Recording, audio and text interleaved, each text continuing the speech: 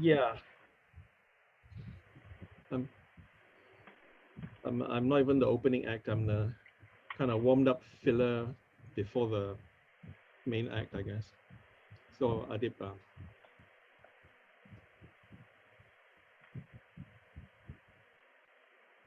oh great, Poetry is with us.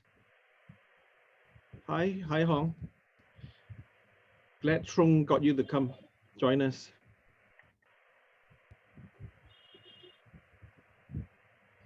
Is that you, Sukun Khan? Sukun Mono from Cambodia. Oh, yeah, one from Cambodia. Yeah, Mono. You can come out and say hi if you want.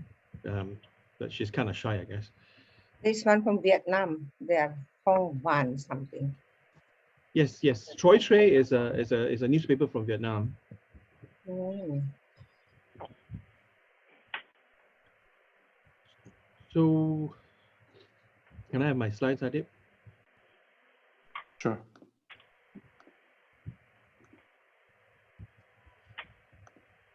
Oh, I guess this will be a introduction to the series for.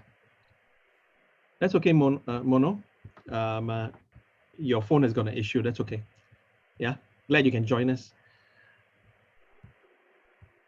Okay, so as I said, this will be a pretty good brief for the rest of you as well on what this masterclass is all about.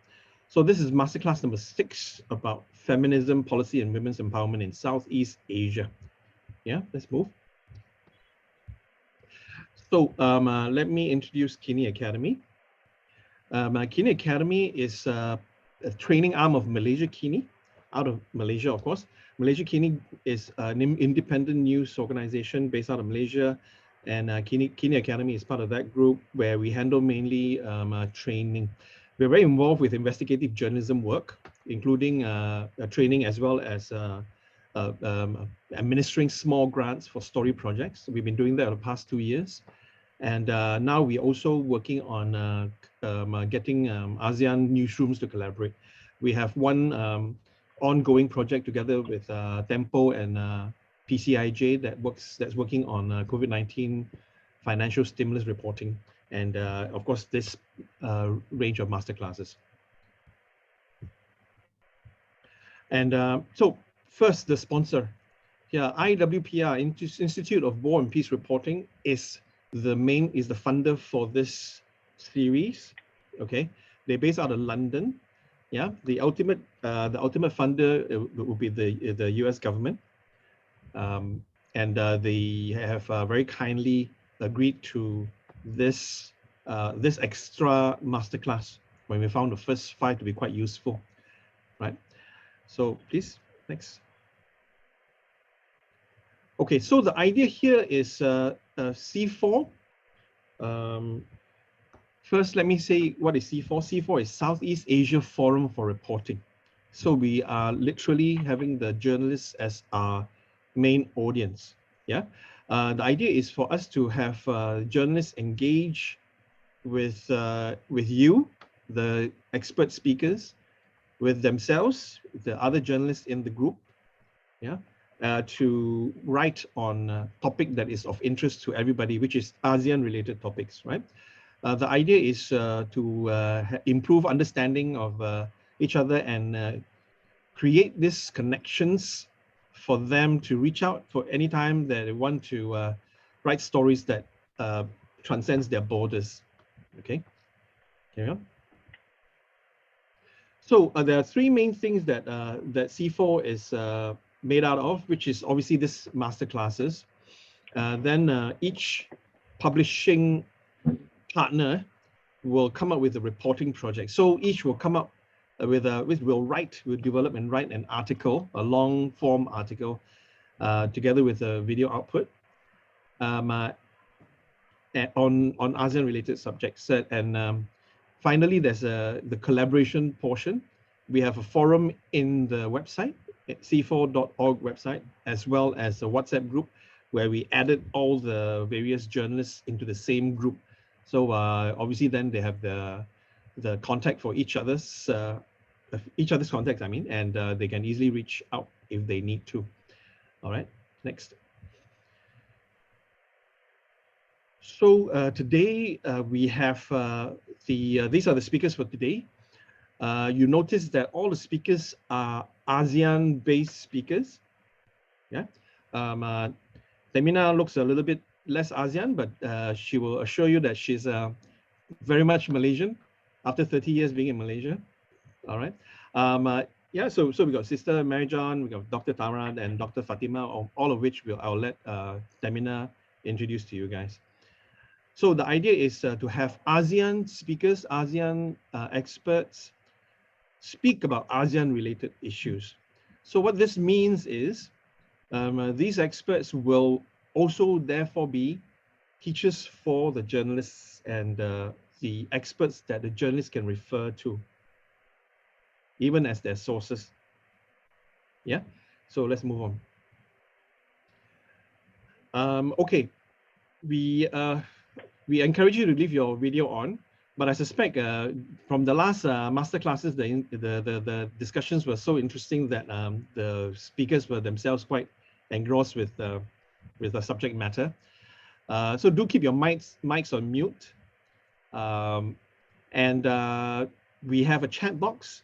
We encourage questions so that we can really squeeze all the answers from our experts.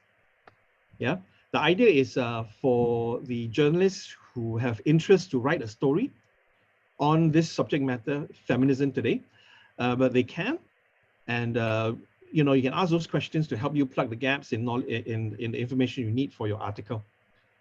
All right. Remember, this session is also for your learning. So ask questions also for your understanding. Okay. Ajinda has already mentioned that the session is being recorded. Okay. Therefore, is made available on our SEAFORE.org website. If you go in there, you will realize that you will find the previous 5 masterclasses are also, the material has been uploaded. That includes the videos, the slides. You find the profile for all our speakers, even from the masterclass 1, all in our website. Okay. Sorry, the transcripts are also will also be provided when they're ready on the website. Okay. So next. Yes, we took a poll. I hope we have enough respondents for the poll. Can let's show. Oh, great! We got 10 responses. So when we ask the journalists, how often do you cover issues relating to women's empowerment? So 90% say sometimes, and 10% say a lot. So I guess we will give them another story to cover, won't we? How familiar are you with the history of feminism in Southeast Asia? So 4 of them rated 1. So I guess, Tehmina, your job is to kind of tell them some stories about this. How important are women's rights issues in your country? So this one is quite unanimous. Everybody says pretty important, averagely important. So I guess the selection of topic today is will hit the spot. In your country, which of these issues affect women the most? Domestic violence rank right up there, 5 out of 10. Sexual harassment ranked 4 out of 10. Wage inequality, 4 out of 10. Rape culture, 3 out of 10. Period poverty, 3 out of 10. Interestingly, in some of my other work, when we talk about gender diversity issues within ASEAN, we do have a situation where it's acknowledged there's a fair bit of harassment that happens in within newsrooms, and you know, it is something that needs to be addressed, but frankly not well addressed at this moment. There are very few programs on gender diversity or gender sensitivity. So again, this probably is a pretty timely topic to discuss today. Yes, please. So to what degree does your country collaborate with other Southeast Asian countries to further women's empowerment? So it's right in the middle. Frankly, I'm also not sure how many Southeast Asian countries do collaborate in this area, but you know, 4 at least said that they think it's high to moderately high. So this will be interesting to hear. Next, please. So now that the opening act is over, I will introduce you to Tehmina, who is our keynote speaker. Tehmina Kaoosji. She is an independent broadcast journalist and a gender activist and a communications consultant, right? She is currently based in KL, Malaysia. She's been here for 30 years, again, I repeat. She's virtually Malaysian, isn't she? Tehmina combines solid news judgment with an engaging broadcast personality. She's a versatile and highly experienced moderator of high-level debates and conferences on a wide range of subjects, from business to economy and technology to politics and women's rights, sustainable development, public interest issues, and media freedom. So in addition to her work with Malaysian media organizations, Tehmina also runs a boutique communications consultancy, which specializes in advocacy and policy-based outcomes for international organizations, such as the United Nations Population Fund. Her work also focuses on collaboration and strategizing with civil society, and in particular, women's rights organization. She, for instance, may be one person I'll be knocking on the door to collaborate with in the coming year. Tehmina, over to you. All right, awesome. Thank you so much for that, Danny. Hello, everyone. Good afternoon. Welcome to the first keynote speaker session for Masterclass 6 on feminism. I'm really glad to be here. It's a pleasure to be with you to speak on a topic really close to my work as well as my heart, media and the struggle for women's rights in Southeast Asia, with a focus on Malaysia, where I'm based. So I thought we would perhaps start off with the historical context. First slide, please. So looking at the historical context, even though we want to be focusing on media, I think it's really important to ground it in an understanding of the country itself and how particularly women's rights, women's empowerment, how did this come into not only our everyday realizations, but as part of what the struggle is all about today. So looking at colonial Malaya and women's emancipation, it's really important to look at how the first documented usage of women's emancipation or women's liberation in Malaya was back in roughly 1920. Back then, it was a political and social project by male Malay Muslim reformers, some writers, including Syed Sheikh Al-Hadi, Zainal Abidin Ahmad, or better known as Zaba. So their advocacy back in 1920s emphasized on the education of women and girls, though through the fairly limited prism of equipping Malay women with the skills to fulfill their perceived primary role as educators of their children. In time, however, the dominant narrative of women's emancipation, it took on more intersectionality. Women from different ethnicities mobilized against anti-colonialism, as well as to protest women's inferior status. And there were also, of course, in time, prominent radical women of the post-war years in Malaya between 1946 and 1948. These included when Malaya eventually gained political independence in 1957, both men and women actually already had the right to vote.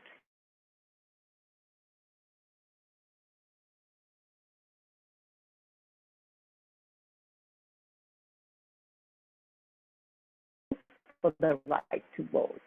So anyhow, though, to give a little quick perspective on how little top political leadership, at least in Malaysia, is sensitized to feminism and empowerment, in 2012, Malaysia's former Prime Minister Najib Razak, he actually declared, quote unquote, there is no need given from the start. I'll leave you to chew on that. From there, moving on into feminism in Malaysia. So fast forward to today, 2021, and what we have is a vibrant social justice movement across East as well as West Malaysia, and one that is increasingly diverse in representation of Malaysia's various ethnicities as well, which is very important. Malay, Indian, Chinese, indigenous, plus also women, Malaysian women in particular, advocating for refugee women and migrant women workers' rights. So this is especially true, I feel, when it comes to young women leading the way through their fledgling yet super impactful non-governmental organizations.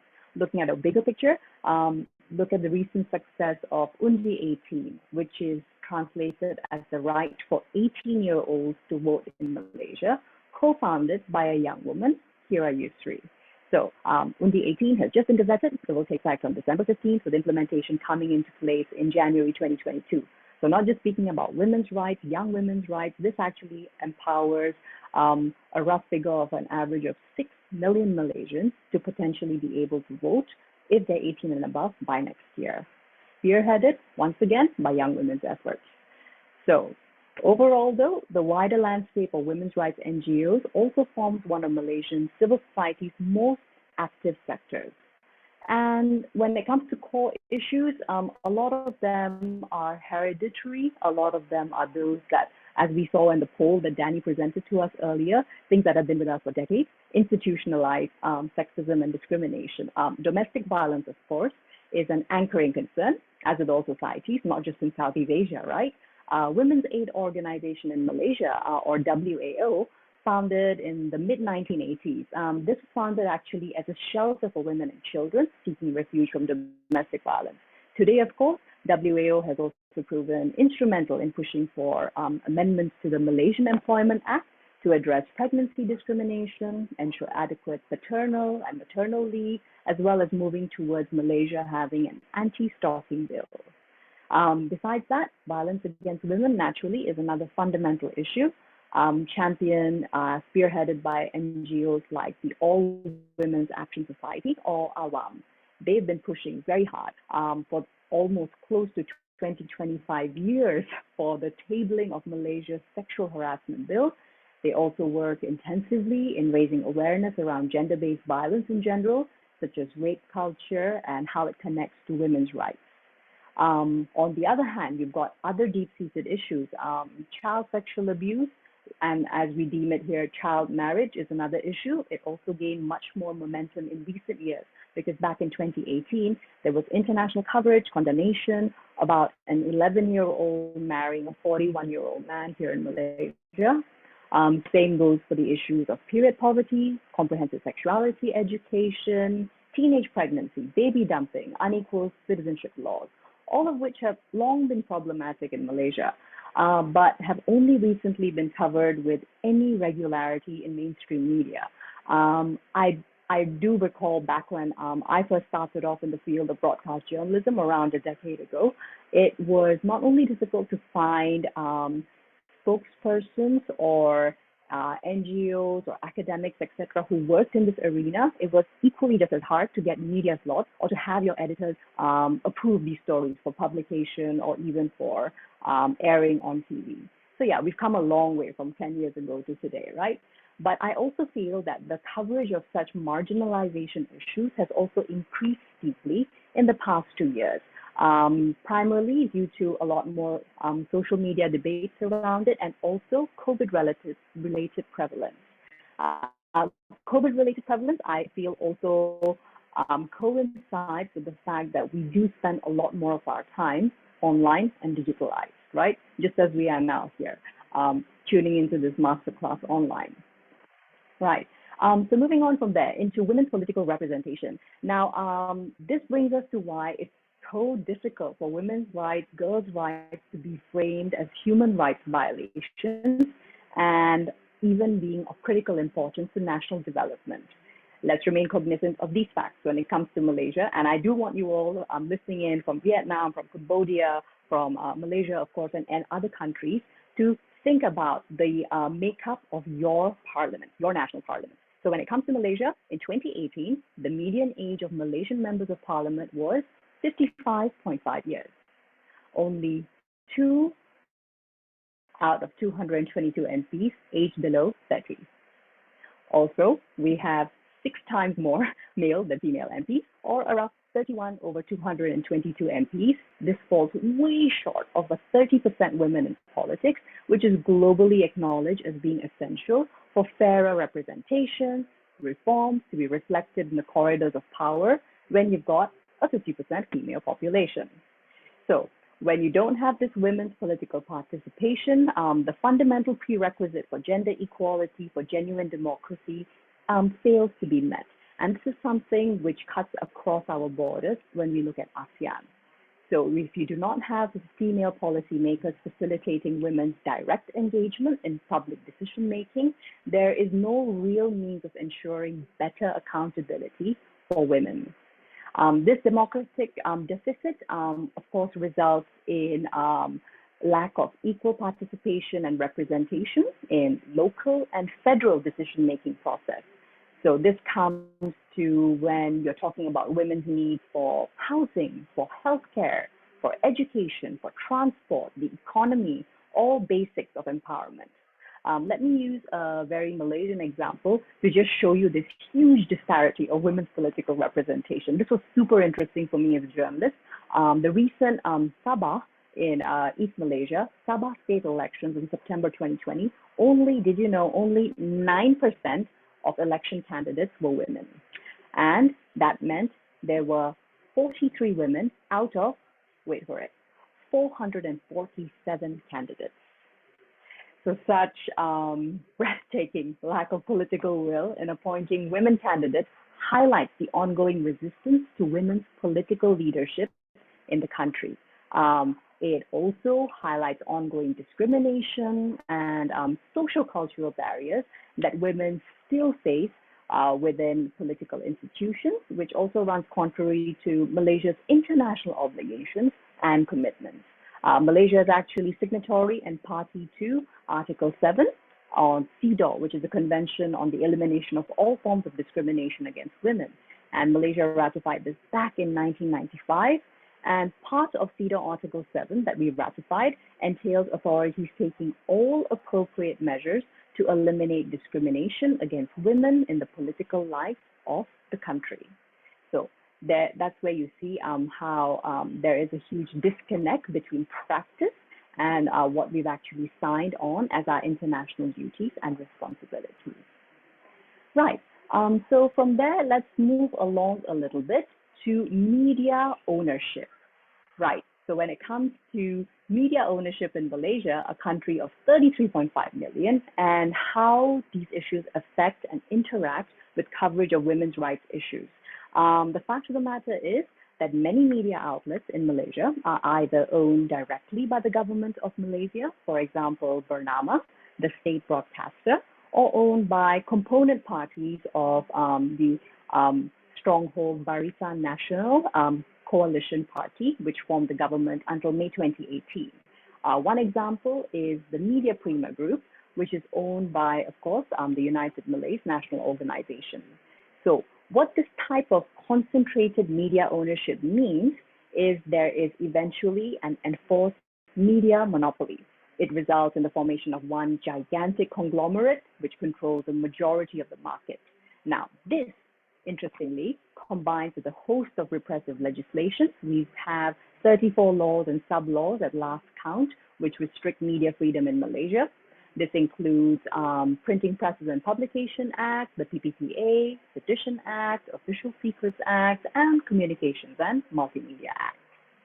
So moving a little bit deeper then, from there, let's touch on how patriarchal norms from politics to society affect Malaysians due to how and why media covers issues. It's time now, I think, to acknowledge that the Global Media Monitoring Project, GMMP's latest report highlighted that 73% of management roles in media globally are occupied by men, compared to only 27% by women. So when you're already dealing with a deeply patriarchal society, this means media goes on to absolutely amplify and reflect stereotypes and biases against women, rather than rectify them due to who makes the final call for stories leaving every newsroom in the country. That Malaysia, furthermore, also has a mixed legal system, which includes common law, Islamic law, and customary law. And this further complicates issues of sensitivity and results in a lack of progressive reporting on women's issues, such as domestic violence, even polygamy, adultery, child marriage, etc. Right, so from here, next slide, please. Okay, So now let's look at, now that we've set the landscape for Malaysia and how those things possibly also relate to the lack of media coverage around ASEAN for women's rights issues, let's look at the role of media in achieving gender equality. So first and foremost, we've got legacy media versus online media. And I think in our increasingly digitalized societies around Southeast Asia, this is such a huge concern. So Malaysia, statistics from Malaysia show that we have upwards of 80% of the population online, digitalized, spending anywhere between 2 to 7 hours exclusively on their social media feeds. So that's a lot of exposure, but what does it mean when it comes to media and gender stereotypes? And even legacy media now, for survival's sake, they've actually gone online.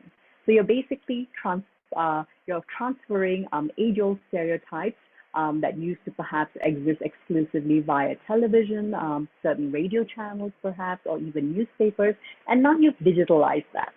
So instead of a newspaper that perhaps reached, let's say, 50,000 readers in a day, you now have perhaps 50,000 unique views within an hour online. So think about what that means when it comes to the multiplying of gender stereotypes and biases, right? So going back to the GMMP that I had just quoted, data also shows that women only make up 24% of the persons heard, read about, or seen in newspaper, television, radio news. So mainstream media truly does assist rather than desist from traditional social and cultural norms and attitudes. And even worse, 46% of news stories, they reinforce this gender binary, this gender stereotypes, and only 4% of stories clearly challenge gender stereotypes. So, which is what we're hoping will be the outcome of this masterclass in particular, that each one of you joining and participating will actually put the thought into creating gender progressive journalism and media stories, right? So all of the above, you can also see the fact that 46% of news stories are sexist, 4% are only for gender positive. We clearly see this displayed in our digital microcosm, our social media channels, right? Open up Malaysian Twitter, Malaysian Facebook any day, every day. And I'm quite sure it's the same if you're in Philippines, if you're in Thailand, and you're going to see a host of incendiary conversations, comments, and arguments which will uphold harmful gender stereotypes. I think it's also important to think about our role as journalists when we come across such content. Perhaps I'm definitely not recommending you engage in a direct flame war with whoever is making these comments or posting them, but think about what in the headline or the story that everyone is responding to was so deeply patriarchal that such a response was elicited from the audiences. I think that's where ethical journalism, that's where gender progressive, good journalism comes into play, right?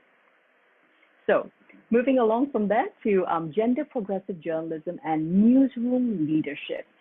There is actually right now, at this point, 2021 custing on 2022, still in the midst of a lethal global pandemic, with people spending more and more time online, consuming entertainment, consuming news media. It's a huge opportunity for media to take a steering role through gender progressive journalism. However, I must caution that this can happen only when newsroom leadership is also gender diverse and actually representative. So there's also a need for gender sensitized copy editors at each newsroom to sign off on each day's news coverage. And by and large, you will see that in Malaysian media, the outlets, particularly the online outlets, which cover gender-based issues, even if they don't quite have the sensitization that this is a gender lens, they have a copy editor, generally a woman, perhaps one who has a bit of a gender lens, and that actually results in far less snafus on the daily. And also, newsrooms can work actively to address sensationalization, sexualization of headlines and content, and ensure news items actually analyze issues with a gender lens rather than just report. I'll give you a couple of examples here. So remember what I mentioned just a little bit earlier about the huge disparity for male and female representation in Malaysian Parliament? Well, here are a couple of gems from a couple of our Malaysian male MPs or members of Parliament.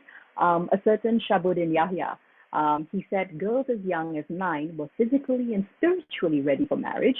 As the Muslim majority Southeast Asian country, Malaysia, when we passed the law on sexual offences against children without criminalizing child marriage. This issue was just reported. It wasn't analyzed, it wasn't investigated, and without that, it sort of hangs as a statement which society, by and large, condones. So that's the problematic area. Give you another one. Another MP, a certain Abdul Aziz Abdul Rahman, told female MP Kasturi Pato, who also happens to be the only Malaysian Indian female MP in the whole of Malaysian Parliament, to put on powder as he could not see her, alluding to her skin tone in an offensive and discriminatory manner. Once again, the issue was merely reported by news outlets by and large. It took the citizens themselves, Malaysians on Twitter, Malaysians on Facebook, the MP in question herself, speaking up about why it was so discriminatory, why it was such a sexist, discriminatory statement. But actually, that can be the function of news media. Take the lead, right? So there is, of course, as also Danny did mention earlier, there's a huge need for media organizations to thus conduct regular gender awareness training. So journalists, editors, managers, regardless of their own gender, have this lens which they proactively use in the news that they produce. And this moves on into production of news where there is a lack of female experts shaping public debate. So data shows only 1 in 5 experts interviewed by media are women. This translates into something I like to call, and it's a pretty popular term, a manel, a male-only panel or male-only spokesperson for all hard news issues. When we talk about hard news, of course, we mean politics, to religion, business, technology, science, environment. So in general, these hard issues are reserved for manels, or male-only spokespersons and panels. And women, on the other hand, they will be covering primarily soft news issues such as lifestyle, education, beauty, wellness, childcare, motherhood, i.e. more nurturing topics that just further uphold that gender binary, right? It's the manner in which if you see female politicians or perhaps female corporate leaders being interviewed, you will find the question that perhaps irks me most as a broadcaster. They will always be asked, how do you manage family? Have you ever asked a male spokesperson or a male politician that? Bear in mind, most of them are married, most of them do have their own families. So there you go. That's another little quick insight into how you can flip the script, particularly as a working journalist. Don't ask sexist questions, right? So outside of news media also, I must emphasize that the strict gender binary, it continues with women frequently portrayed in stereotypical, hypersexualized roles in advertising, film industry. This also has long-term social consequences. And when you have such exposure to stereotypical gender portrayals and this clear gender segregation, of course, it will eventually result in the audience preferring gender-appropriate media content and their traditional perceptions of the gender roles, occupations becoming even more entrenched, and their attitudes and expectations towards how they react to gender discrimination in society. So here comes in media's responsibility towards gender-sensitive reporting. And this can actually be done by challenging traditional social and cultural norms and attitudes in the work which is produced. Also, media organizations need to walk the talk, have women in leadership roles, have women as experts on a diversity of topics on a daily basis, not as an exception, not just on International Women's Day or on IDABO, International Day for the Elimination of Violence Against Women, not just during Pink October or breast cancer awareness. Have it throughout the year, have it regularly, and if that's not in your little black book as a journalist, as an editor, well, it's time to change, time to move up. We've also got some great little websites like 50/50 that collate women experts and women speakers in Malaysia at least. And I'm sure that there are other initiatives happening on the ground, even though they are pretty recent, which once again points to the fact that these are not institutional actions, but something which has happened as a grassroots movement, because there is a huge need to be able to highlight the female experts that we are already producing, that we already have, who are already out there publishing, speaking, and advocating, but yet not given much of a space in media. So I wanted to also briefly touch here upon one of the talk shows that I produced and anchored, which was on Bernama TV, the Malaysian state broadcaster. It was called Tea with Tehmina. And I was executive producer as well as the anchor for 50 episodes of this talk show, which focused on exclusively women. So only female spokespersons. Okay, so of course, in light of the manner in which Malaysian media and the landscape is shaped, I was often accused of, hey, how come you're not representing men? So that brings up really interesting questions. Remember what I told you about the statistics that women only form up about 24% of all representatives or voices heard or seen in media? There you go. So there is a need for not just more female-centric programming, but more programming that normalizes women's issues as part of the broader agenda for progressiveness in society. You cannot divorce the two. You cannot just be having, for example, a Tea with Tamina special on breast cancer awareness month or day. It doesn't work that way. Women's issues, as well as how they impact the rest of society and how the rest of society impacts us, continue on relentlessly throughout the year. So let's move along from there to the next slide.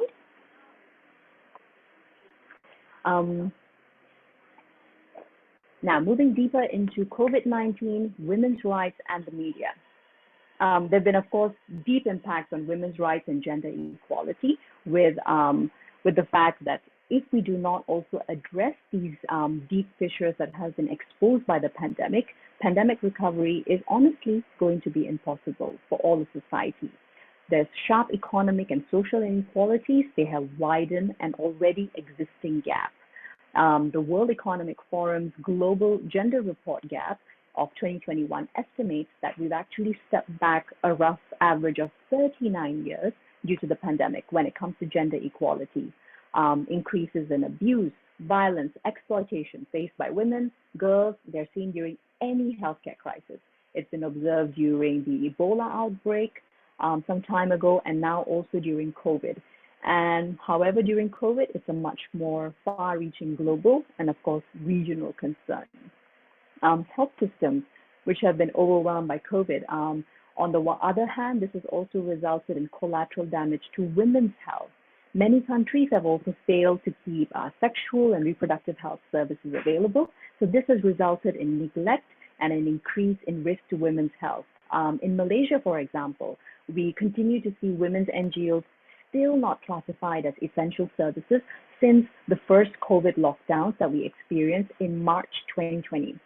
And this, of course, affects women's need to escape domestic violence, intimate partner violence, and even state-run sexual and reproductive health and rights clinics, which are here run by an organization called LPPKN. They provide family planning, pregnancy termination where necessary. They were also closed during the MCO. Civil society, of course, protested this, especially in relation to SRHR access for lower income women or B40 women, as we classify them in Malaysia. And this brings us to the factor, the undeniable one, that the pandemic has actually had a confluence with women's unpaid care work. And this, of course, increased significantly as a result of school closures and increased needs of older people. However, when it comes to mainstream media, there is a huge lack of awareness that this is actually happening. But just log on to any social media feed and have a look at what women are talking about, women professionals, women academics, women who are homemakers. All they will be speaking about in the last 22 odd months is the huge burden of unpaid care work. And the only organizations that in general are talking about this is think tanks and research programs. And they publish a report. The media covers it just as just as what has been published without any analysis, without any further investigative approaches, and it remains static. So that's what I mean when I said that it takes gender sensitization on an organizational and editorial level to change the approach that we have to women's rights concerns, especially during a pandemic. So all of these issues, they not only include domestic violence, unpaid care burden, but also women's unemployment. A lot of the sectors that women work in, not just in Malaysia, but of course in Southeast Asia, such as hospitality, retail, they are the ones which have been most deeply impacted by pandemic closures, right? There's also the fact that women more commonly work with infection risk and high contact occupations, such as, of course, the fact that nurses in most countries are overwhelmingly female. 80 to 90% nurses are female. So, of course, imagine the COVID risk that they have. Then, of course, there are other COVID-related factors, such as poverty and marginalization. So when it comes to all these issues, once again, it goes back to news organizations taking the lead and media actually covering them and contextualizing how it impacts lived realities, not just reporting. Right, moving on from there into the other hugely important factor of online gender-based violence, or GBV, which is something that has escalated over the pandemic. Just as I mentioned a few times already, the fact that we spend a lot more time on our devices online. So what happens in societies where there is very little sensitization around not just gender roles, but also how to interact in a healthy, respectful manner? Well, there's a lot of hate speech, unwanted sexual remarks, non-consensual posting of sexual media, threats, doxing, cyberstalking, harassment, gender-based discriminatory memes, posts, and this is the type of environment that women, in particular, women who have public figure profiles face when they interact online over the pandemic. There's also a very minimal coverage of the socio-economic impacts on women, going back once again to some of the marginalizing factors. For example, gender-responsive budgeting, which can actually help to address some of the most core needs with regards to domestic violence. We only saw that seeded by international organizations and by a couple of sensitized MPs, whereby it is actually the role of the fourth estate, of journalism, of media, to take on the mantle and to understand how to approach pandemic recovery as a budgeting issue, but in a more gender-sensitized manner. So there's a need for a solutions journalism approach, not just reporting. Right, so moving along here into the next slide now, women media workers and the unequal pandemic. There are quite a few factors, and I recently did complete a research report, and I'm taking these markers from there. Personal health and safety was deeply impacted, particularly when it came to the earlier part of the pandemic and vaccine rollouts, which were actually delayed. And even for journalists, journalists were not prioritized initially, unlike Indonesia, where actually journalists were prioritized and they were amongst the first to be vaccinated, considering as they rightfully are frontline workers, particularly reporters, photojournalists, and camera persons. So we did not have that in Malaysia, and that definitely impacted not just the personal health and safety, but also the mental health, because when it boils down to it, we all go back to our homes, we all go back to within our communities. Our homes, our communities may also involve those we are living with who are high risk, and not being vaccinated definitely had a huge impact. And we also do know of many journalists who have fallen ill with or have even passed on due to COVID. Then again, there comes in the gendered analysis on unpaid care and domestic work during COVID-19. If I mention this for women by and large in Malaysia and Southeast Asia over the pandemic, of course, the same was true for journalists and media workers. So particularly with regards to journalists whom I spoke to in Sabah and Sarawak, unpaid care and domestic work completely shot up, with some of them actually forced to take on much smaller roles at work, because just imagining the pace of the average newsroom and how that's actually escalated all the way up to the ceiling over the pandemic, with so many different portfolios to juggle. it's become very difficult for women in media to have a career trajectory that is uninterrupted if you are if you have children and if you have additional domestic labor responsibilities. So increasingly, I think we have also seen media, particularly current affairs desks, becoming more of a young, child-free woman's game. And this is, of course, disturbing because there is a huge loss of talent. There is an inability of media organizations to retain female talent once they choose to perhaps get married or start their own families. Moving on from there, the other factor is also, once again, online gender-based violence against women journalists. I'll give you a personal example when it comes to this. I generally used to tweet in both Bahasa Malaysia as well as English. However, despite the far increased levels of traction that you get when you tweet in Malay, I also face a lot more gender-based violence.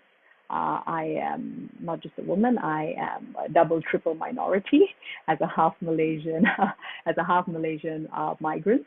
So there are many intersections, and that's what I personally face.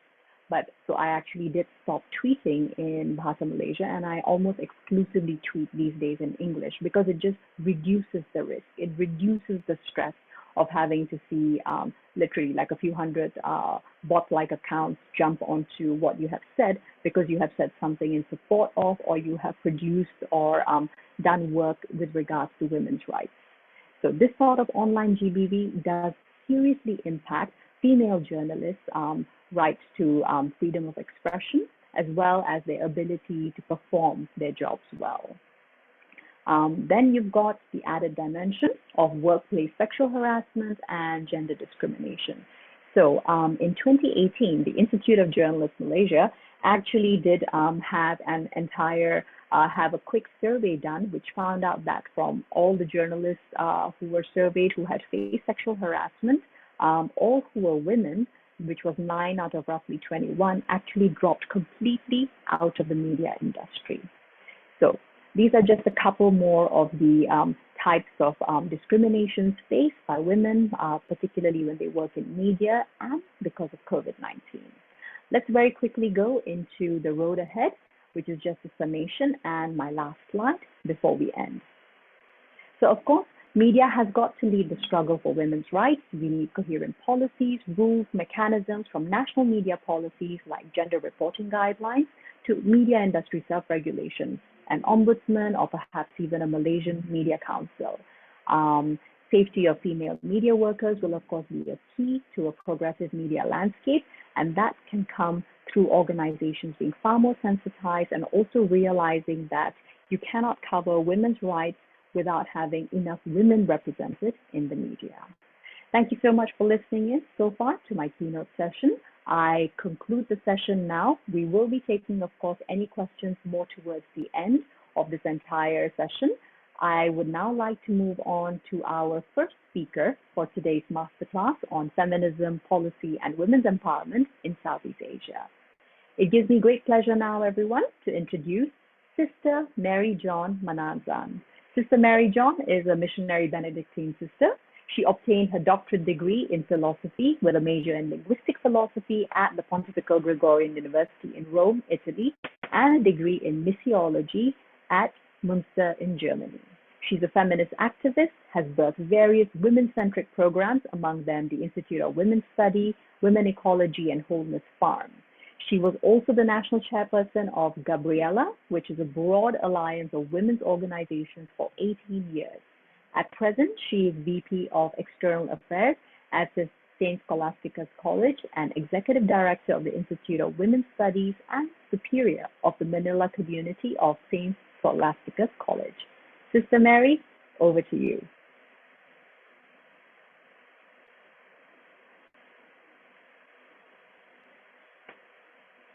You need to continue. Yes, if you could kindly unmute yourself as well, Sister Mary. Thank you. You may begin. Oh, I just said that I really loved your talk.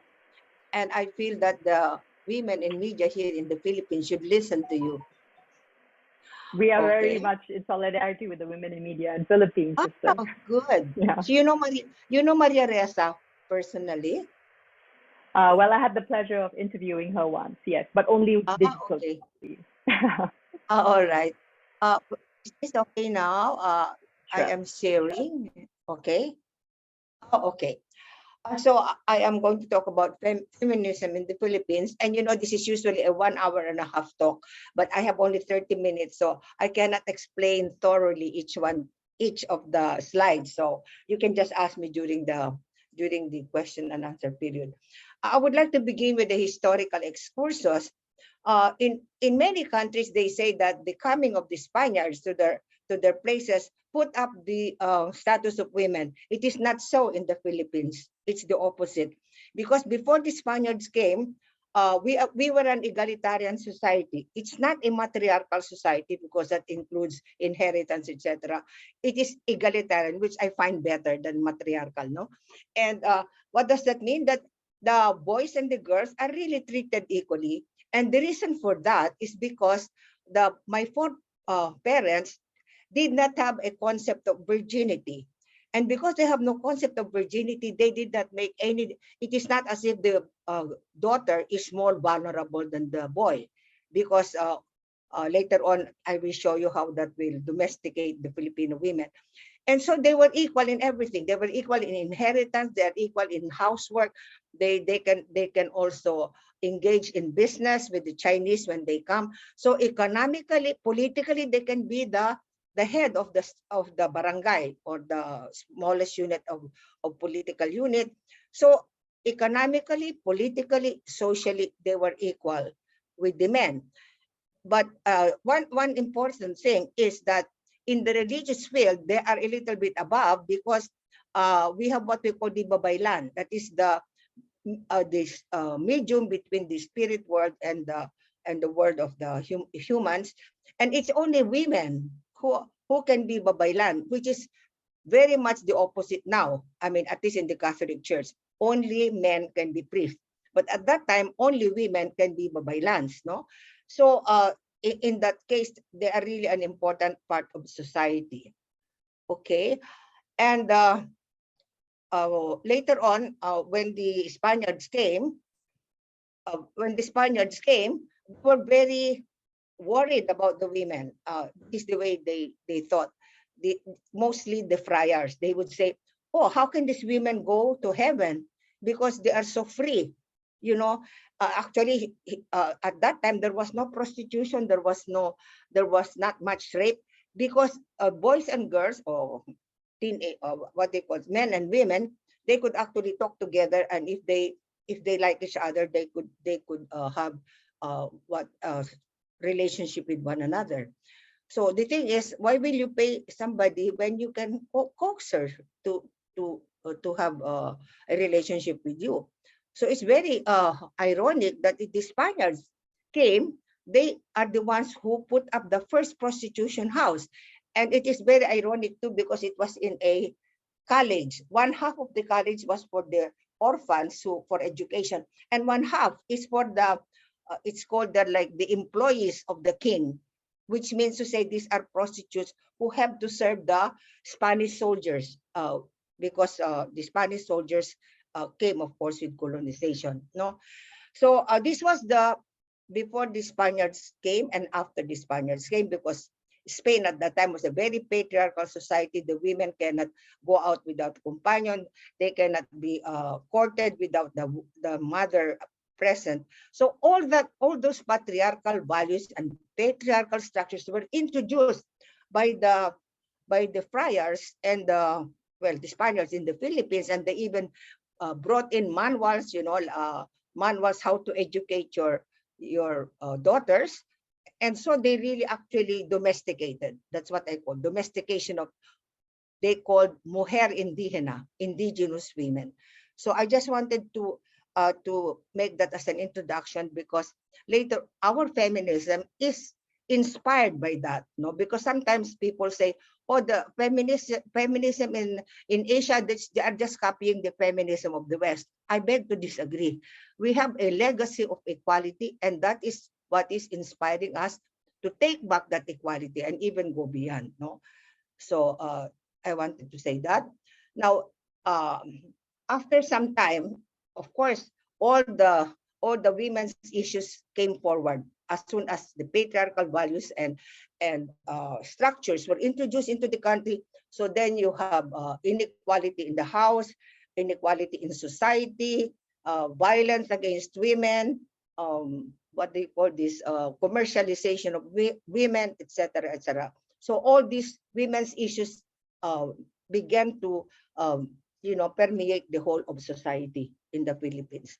Now, there were some early women's movement, but mostly this early women's movement about in this 18th century, they were mostly organizations, charitable organizations for the poor, etc. And usually they were like a counterpart of a man's organization. So they are still under the men. One exception is the suffragette movement in the 1920s, when women really said that we have to have the same voting rights as the men. And I would say this is one of the first political movement of women in the Philippines, although they did not yet have a feminist analysis of women oppression. But at least they were for the political empowerment of women. Okay, afterward, the second phase, now this is already about the 60s, no? It was not until the late 60s that the widening gap between the rich and the poor, the intensifying economic distress, and political instability gave rise to a national liberation movement in the Philippines. The first phase being known as the First Quarter Storm. Now, this is important because it will also influence the kind of feminism we have, no? Because I remember that because in the 70s, well, I am much older than all of you, so I am considered one of the pioneers of the women's movement in the Philippines, and we really saw to it that the feminism in the Philippines is an essential part of our national liberation movement. In other words, we cannot think of a comprehensive transformation of society if one half of the population are being oppressed or exploited by the other half. So it became very essential that if we want to have a truly comprehensively liberated society, we have to include the women's issue in any national liberation movement. So we influenced the national liberation movement to have, instead of a 10-point program, they have a 12-point program because they then included the equality of women. No, so it is very important that that is said.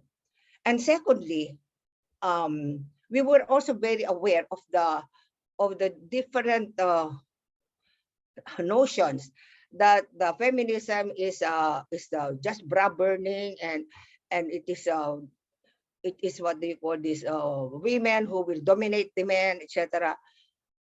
So what we are saying there is that the men are also victims of socialization. There is not a boy who was born a macho, that is learned.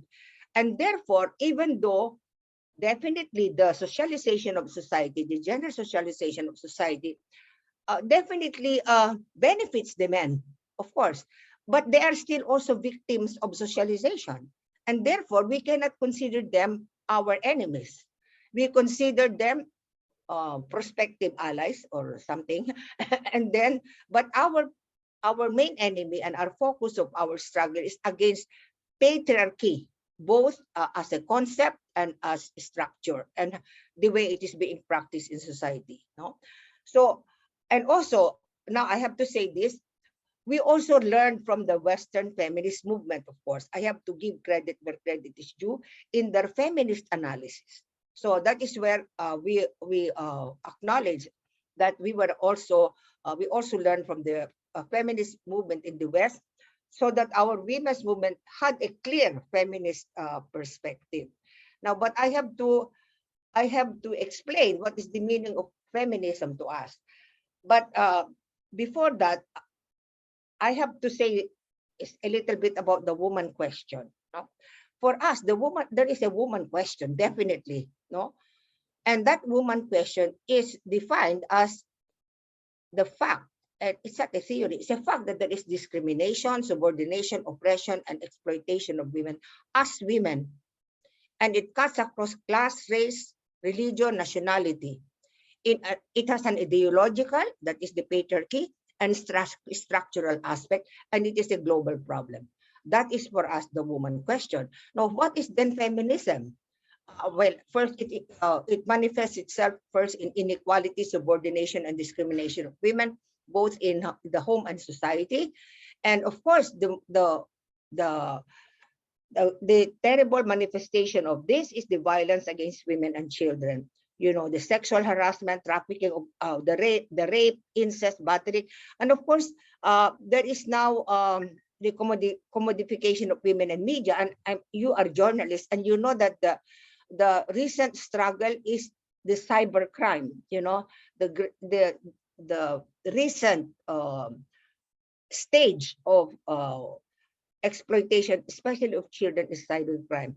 I belong to the cyber guardians here, which is fighting against this cybercrime, and because it is so terrible that parents are the pimps, no? So we are fighting against this, and you know, I'm so ashamed to say, but the Philippines is considered is considered the hub of this sexual violence against children through the media. Now, that's why we are fighting it very much, because it is so shameful that that the Philippines, who is the only Christian country in the Far East, it is the hub, it is the center of child cyber prostitution and cyber bullying. Okay, so you have the commodification of women in media, and I really like the talk. And then, of course, we have prostitution, local and global. You have the mail order brides before. And of course, the overseas contract workers are not only the, what they call that, gender, what they call that, rape and all that, but also in work, no? How they are exploited as maids, as nannies in first world. So this woman question, these are the manifestations in the Philippines. And so what is our definition of feminism? It's very easy. There are two questions that we ask. Number one, are you aware of the woman question? And in the way I explained it. Number two, if you are aware of the woman question, are you willing to commit yourself to help in changing the situation? Just that. So if your answer is yes to 1 and 2, then you are a feminist, whether you are a woman, a man, LGBTQ, whatever. That is our basic definition of feminism. And of course, there are many kinds of feminism. There's Marxist feminism, socialist feminism, etc., etc. Now, all those are for me peripheral, all what they are doing. Then, for me, the main question is, are you aware of the woman question? Are you committed to changing the situation? That is the way we understood, or we understand, feminism in the Philippines. And I just said this already, that we are not copying the feminism of the West, because as I said, although the mothers were actually captive, no, they were really brainwashed by the priors. But I always say the Filipino woman, they had a subversive memory of their equality. It's subversive because that is the one that will subvert this whole sexism afterwards. So we have a subversive memory of our equality before the Spanish times. And of course, we acknowledge what we learned from the Western feminists. Now, another phenomenon in the Philippines is that most, if not all, Filipino feminists were first political activists before they became feminists. I don't know if anyone who was a feminist first then become political activist. No, we were all political activists first. And for me, that is a very good beginning, because then you are at once grounded socially. It is not just relationship between men and women. No, it's not just. It is the whole aspect of transformation of society. So I am glad that, and of course, we learned a lot from our political activism in the strategizing and so forth when we founded the women's movement. No, so again, as I said, we made sure that we are not anti-men. They declared that men are not the enemy, but because they are victims of socialization. And therefore, every the International Women's Day, we allow the men to accompany us in our march. We always have a march. But we tell them, don't go to the front, you go to the side at the back. But the women they have to be the one to bring the banners and all that. We do not prohibit them from going with us, but they will not take the principal role. Okay. So Gabriela is the largest and most militant women's organization in the Philippines. That's Philippines today, no? I have to tell you, it started from Women's Resource Center. Two of us started that Women Resource Center, which was mainly research, publication, and conscientization work. And then in the 1980s, when Ninoy Aquino was assassinated, there sprouted a lot of women's organization in the Philippines. So what we did in 1984 was to have a kind of seminar or a conference, which was done in my school in St. Scholastica's College, no? And in that Congress, or whatever you want to call it, the women's organization made a resolution to establish an umbrella organization, multisectoral and rainbow in color. And therefore, the ones who actually established Gabriela is not one or two persons, but it is the consensus of women's organization that came in the Congress of Women in 1984. And I became chairperson of this organization for 18 years, from 1986 to 2004. But there were two chairpersons before me. And it grew to be 250 women's organization and about 50,000 women members coming from the urban poor. It's called the Samakana, women peasants, the Amihan, the women workers, they call themselves KMK. And then there is also a national organization of women religious of the Philippines. And then, of course, there's a Gabriela Youth and there's Gabriela Professionals. Now, of course, later on, there will be a little, what they call that, ideological difference, because the first chairperson, they come from the elite. And so during the election after Marcos, you know, after the EDSA, or during the EDSA, I'm sure you have heard of that EDSA, that bloodless revolution that we made against Marcos, the women peasants, etc., they wanted to boycott. But the what they call the executive committee, because they are more elite women, they did not want. But the thing is, the peasants and the workers, they went out into boycott. So they resigned. The executive committee resigned, and that is when I was asked to. They nominated me as chairperson. No, so anyway. Now, in the middle of that, not in the middle, but maybe about 10 to 20 years, some Gabriela people formed the Gabriela party list. In other words, it is we have you have to distinguish between the People's Organization Gabriela and the political party, which is called the Gabriela party list. And it's good that they formed this, because now they have representatives in Congress. They're able to do some political work too. Now, just some pictures for you to see the Amihan, and this one is about the agrarian reform, etc. These are the workers, the urban poor, and so forth. And of course, Gabriela, etc. Now, if you will look at this picture, this is my school, and this school every February 14, we have the 1 billion rising. I'm sure you have that too in Malaysia, no? Where you dance, and it is against violence against women. And in my school, all of us, so you can see all the students, the nuns, the administrator, etc. We dance the 1 billion rising. Okay.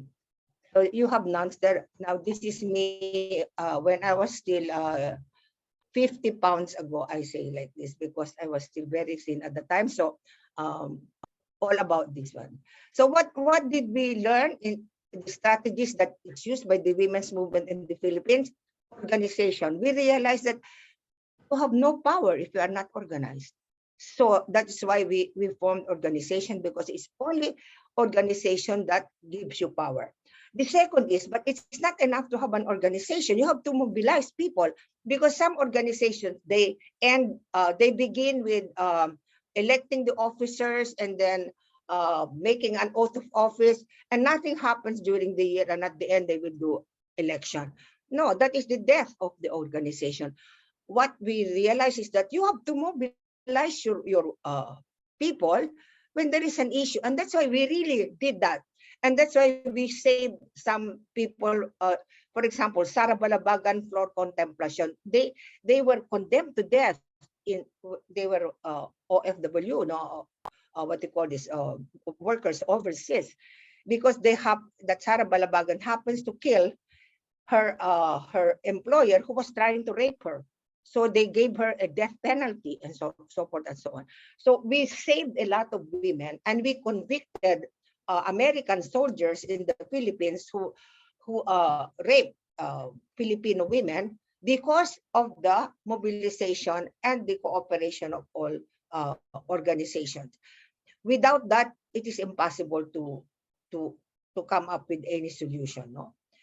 Then, of course, what is so important for us is consciousness raising. That's why I put up an Institute of Women's Studies. That Institute of Women's Studies, we give consciousness raising to grassroots women, to religious, all sectors of society, because I believe that you cannot have a change in any society if we do not have two things. One is change of consciousness, and the other one is change of structure. If we do not have one or the other, then you cannot have a change. But we want a change because there is something wrong with society. So we begin with consciousness raising. We give basic women orientation. We have given this to thousands and thousands of women because we are already 30 years, the Institute of Women's Studies. And we have people from Malaysia. We have people from all parts of Asia. And also because we have what you call intercultural course for women and society. No? And then, of course, gender mainstreaming in academia. Do you know that that is in 2015, the chairperson of the CHED, that is the tertiary education, she was a feminist, and she was able to pass a memorandum that there shall be a gender mainstreaming in all tertiary levels of all schools in the Philippines. We are the only country who has that. And when she went to the United Nations, they gave her a standing ovation. Unfortunately, again, the implementation, because now the head of the CHED, or the one that's responsible for tertiary education, is a man, and certainly not a feminist. So even though there is such a mandate, not many schools are actually implementing it. No? And then legal strategies. Again, we have the best laws for gender-based laws. We have Magna Carta for women. We have VAUC, that means the violence against women in the home. We have against sexual harassment, etc., etc. Again, our problem is implementation, and also consciousness raising among those people, among women, and among the officers of the local government who are supposed to have this obligation to arrest people and all that. But that's why I'm saying it's important to have good laws, but it's more important to implement them. Of course, cultural strategies. What we found out in our practice is that drama or play, theater, is one of the most effective consciousness raising means, because when people or students are looking at a play or a theater, they actually what do you call that, internalize, or they are they have an emotional attachment to the hero or heroine of the play, and therefore the impact on them is greater rather than just to give them seminars that is only intellectual. But in a play or in a theater, it goes into their psyche. Okay, so and of course, well, of crisis intervention is like Red Cross. So we have, I had found a women crisis center. That is what we have, what they call this counseling, etc., etc. And of course, sometimes one of them would like to sue the husband who is maltreating them. Then we give them help by giving them a free legal service. No, so crisis intervention. Of course, very important solidarity. You know, in the 19, when was that, about 2001 or 2002, the government said that they are going to make Gabriela, they were going to say that it is it should be what they call abrogated, etc., because it is subversive. It is like this. Do you know that we got, as a chairperson of Gabriela, I got 100 letters from 100 organizations all over the Philippines, not only Philippines, but Asia and Europe and all that, and telling our government, if you abrogate Gabriela, if you erase them out of existence, we will tell our government not to give you aid, etc., etc. We were never really, Gabriela was never what do you call that, abolished by the state, because they saw how much solidarity we have all over the world. No? Now, are just some pictures just to show you, again, mobilization, awakening awareness. This is our Institute of Women's Studies, NURSIA, and that is how we do it. These are the inside, and we usually have courses there. And then, of course, the mainstreaming in the academy, as I told you, thread number, memorandum number 1, 2015, for all higher education. And we have each university must have what they call God focal point system. The head is the president of the school, but they should have a God committee, and there are 4 basic functions. One is to see to it that all administrative policies should be gender sensitive. In other words, you have to look at the disciplinary, the employment, etc., that it is not discriminating against women. The second is curriculum. Now, this is the more tedious one, because it says that all the disciplines, whether they are natural science, humanities, etc., number 1, they should be gender sensitive. But not only that should they be gender sensitive, but they should at least offer one gender course, even as elective or as one of the main subjects. No, and research. All universities have research department, and it says here that one should see to it that all researchers should be gender sensitive. In other words, they should use inclusive language, because it's, as you know, in many universities, the sexist language is in all documents, Even us as sisters, our hymns are very sexist. I remember as sisters, we were singing a song. With God as our Father, brothers all are we, let us walk with our brothers. I said, what brothers? We are all women here. How come we are saying, let us walk with our brothers? And I really don't like it when in the sermon of the priest, he says, my dear brothers, let us pray for the salvation of all men. I said, what? Where am I there? I once walked out of a church when the priest was really having a very sexist homily, So that's why we have to be very vigilant, because even the church, most of all, because it's hierarchical also, no? And outreach, all the universities have outreach in poorer communities.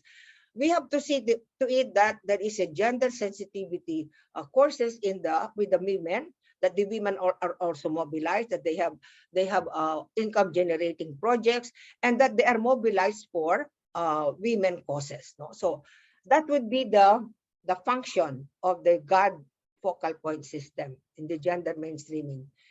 As you will see there, the legal strategies, RH bill, that is the reproductive health bill. There is a paralegal training. There is the Magna Carta for women, etc. And this is what I was telling you, stage play on human trafficking. No?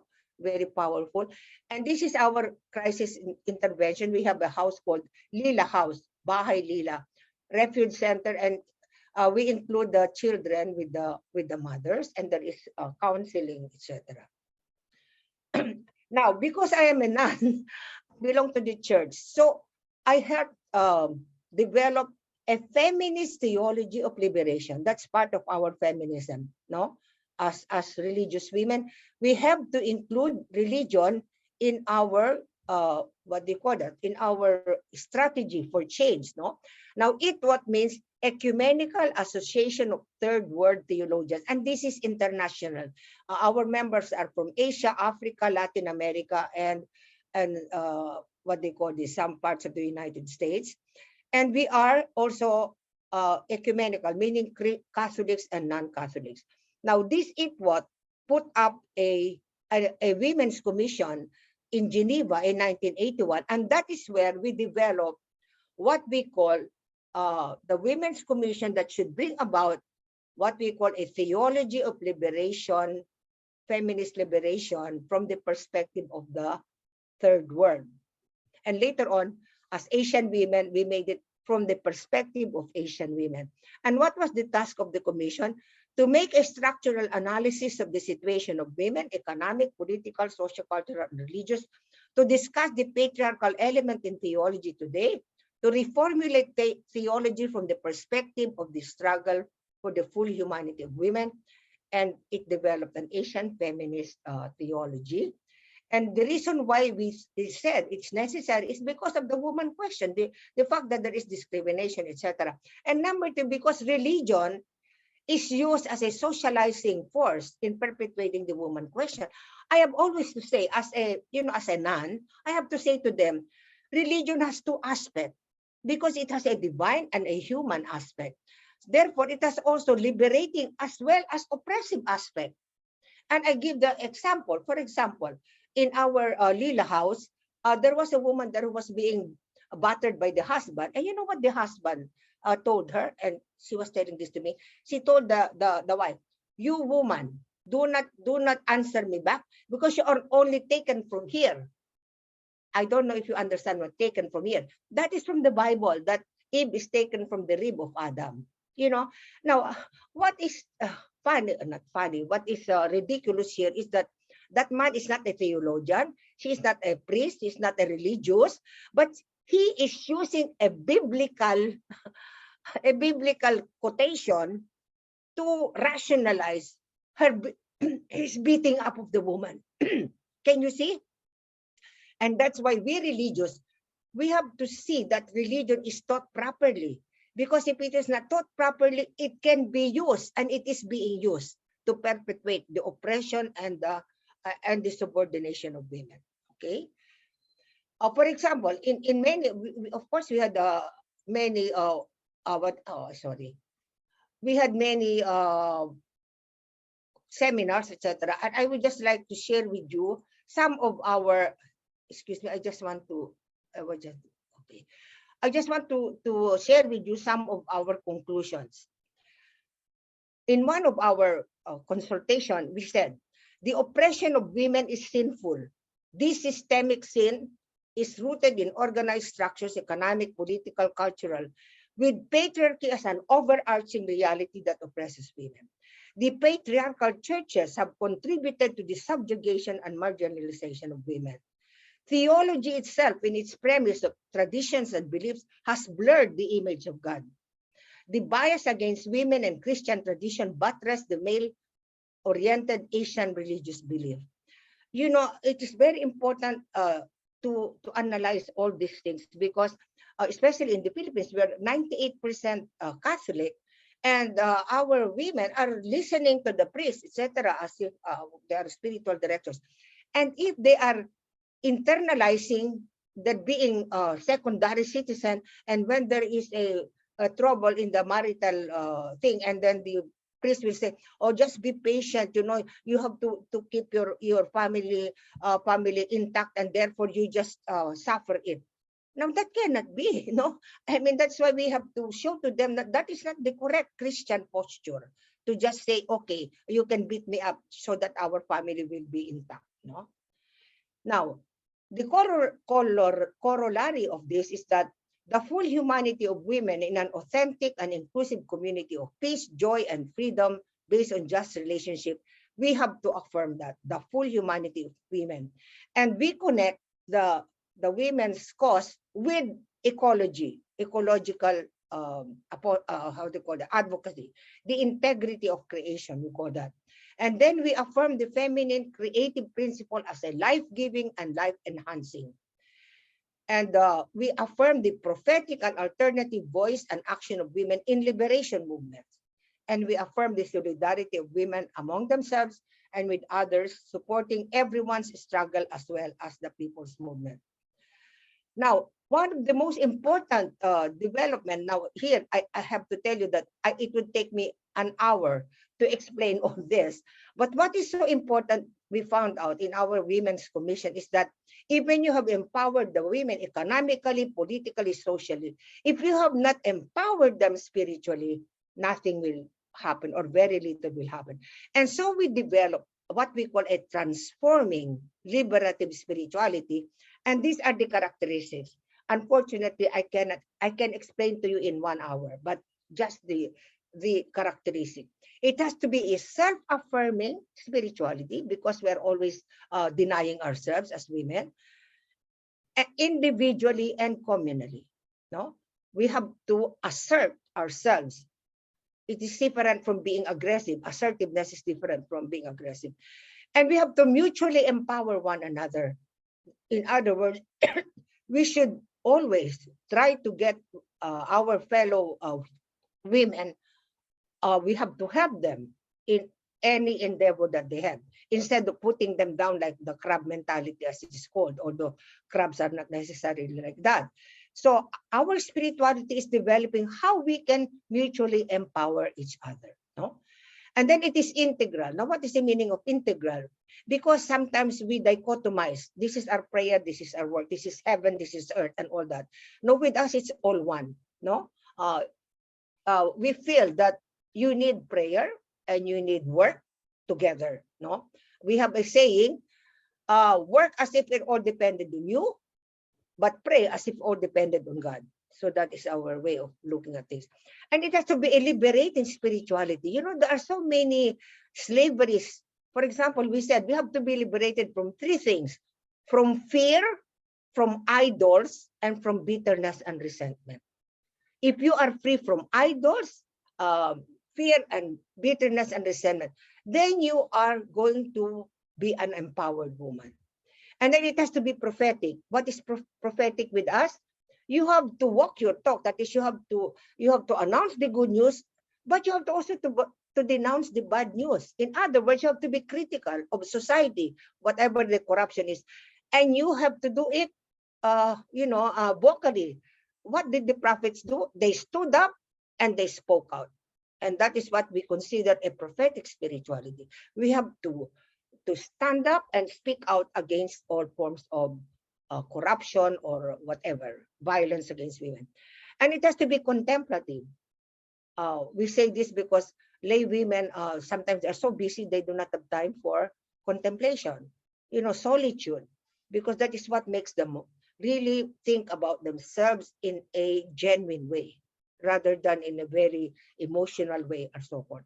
And it is a healing spirituality. What does that mean? We believe in what you call wounded healers. Wherever you are wounded, that is your opportunity to help people who are undergoing the same thing. An example of that is people who are incest victims. They are the best counselors for children who are incest victims.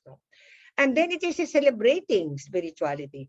Sometimes we Christians, some of us think that to be holy, you have to have long faces and always sacrificing and all that. No, I said, we are a celebrating spirituality. That means to say that we celebrate everything that happens to our life, whether what you call positive or negative, because the negative can become positive. We have to have joy in our life. And then, you know, when we finish this, actually we had a conference in Huaxtepec, Mexico, where all these women in this committee, we shared with each other what happened to the women we helped to have this spirituality. And because the sharing was so beautiful, we said we have to write a book. But the book has to summarize this kind of spirituality. And you know what is the title of the book? With passion and compassion. Because if you summarize this, it is a passionate and a compassionate spirituality. So appraisal, the end. The women's movement in the Philippines has accomplished much in awakening women awareness of their situation and socialization, in putting the women agenda in government institutions and the NGOs, in having the most women-friendly legislations, in successfully campaigning for the defense of women's rights, Sara Balabagan for Contemplacion, Jennifer Laude, Mary Jane, etc., in making possible that the Philippines is the only country that mandates gender mainstreaming in the academe, and in making possible the prosecution of sex perpetrators against women and children, especially now in cyberbullying. But we are far away from our goal. There is yet no equality in the economic, political, and social sphere, as was said already. Violence against women has not diminished. In fact, in the pandemic, it has increased because the perpetrators and the victims are at home. There is a poor implementation of the laws. And in these 4 years, we have seen the most misogynistic administration in our history. I'm talking about our president, Duterte. She's the most misogynistic president that we ever had in the Philippines, no? So what the women organization are saying, I will say it first in Tagalog, they say, tuloy ang laban, meaning onward with the struggle. And with that, I would like to end my talk. Thank you very much.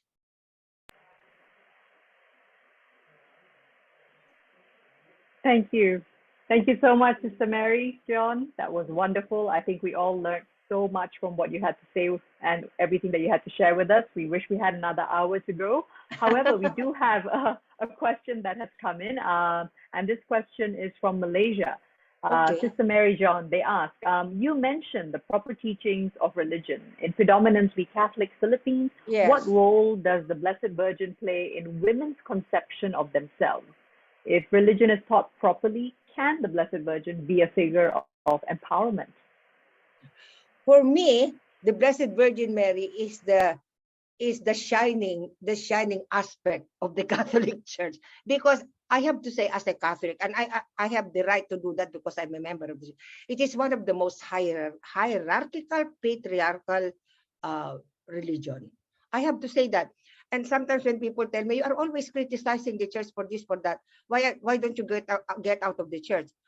No, I said, I'm not going to get out of the church. It's my mother. I love my mother, but sometimes I'm not pleased with her. I said, I get irritated with my own mother. Why? Because she has also traits that I don't like. No, so it doesn't mean I don't love my mother. But if I see warts in her face, I have to tell that these are warts in your face. And really, for me, the greatest thing that I would like our Catholic Church to do is to really take seriously the equality of men and women, because it is not equal in the Catholic Church. As I said, the Blessed Virgin Mary at least brings the role of the woman very much in the forefront of devotion and piety. That's why the Blessed Virgin Mary is, for me, the saving aspect of the misogynistic church that I belong to, you know. And for me, we have, because now we have a synodality, no? We have now what they call synodality. That means to say they are going to listen to the periphery and all that. I said to the women, you better talk.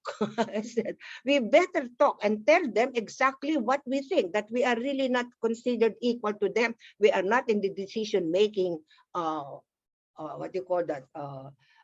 The decision-making bodies. No, we have to say that.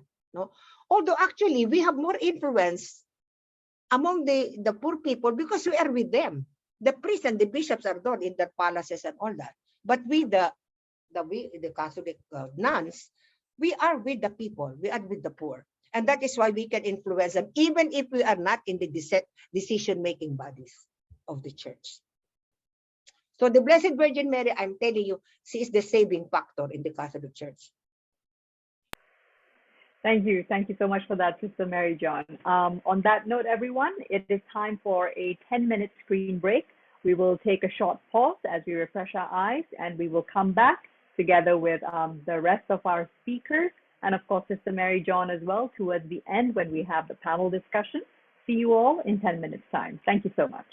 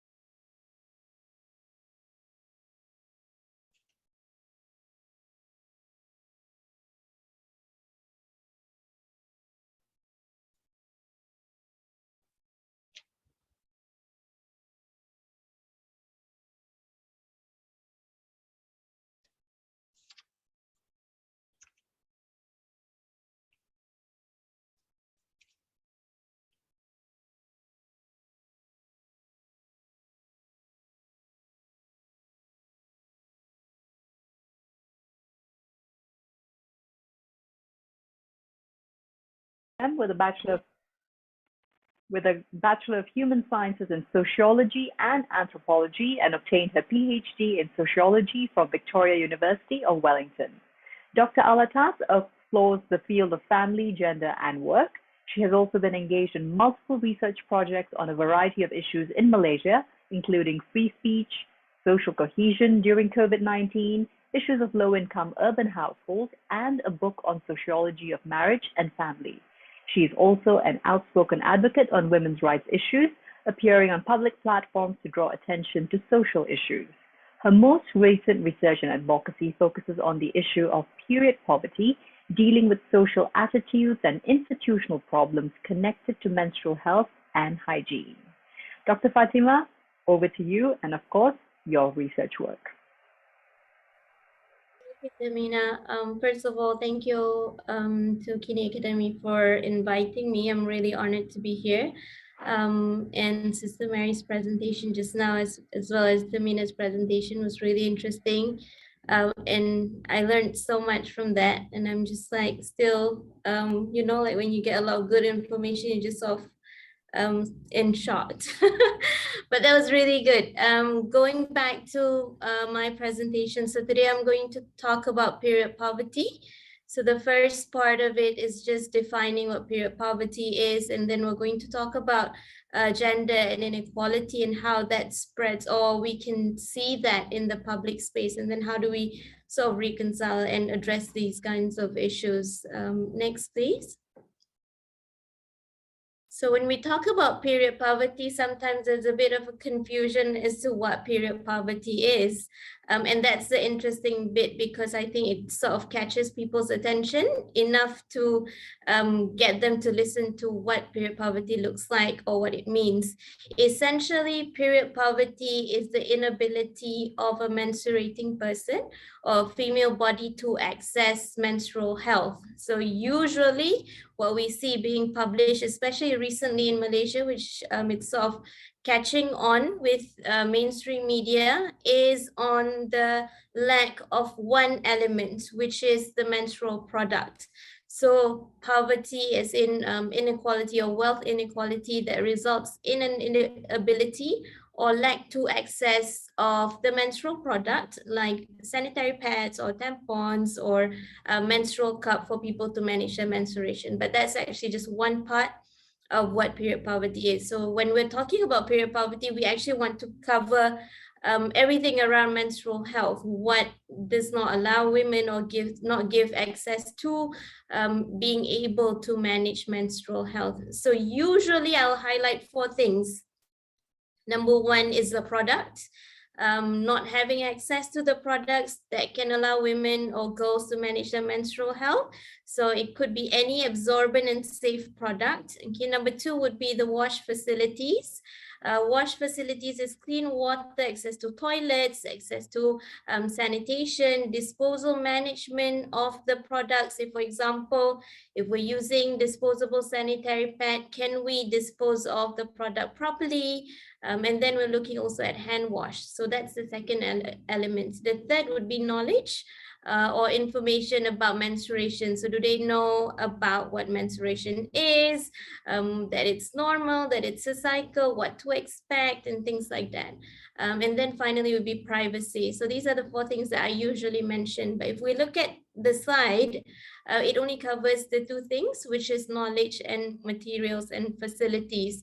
So in order to ensure that women and girls have access to menstrual health, we're actually looking at a few other things, which is the health services and resources. That means the sort of social connection that girls and women have access to if they're not feeling well. For example, if they're going through endometriosis, like excessive pain relating to menstruation, do they know what it is, and can they get support and help for that?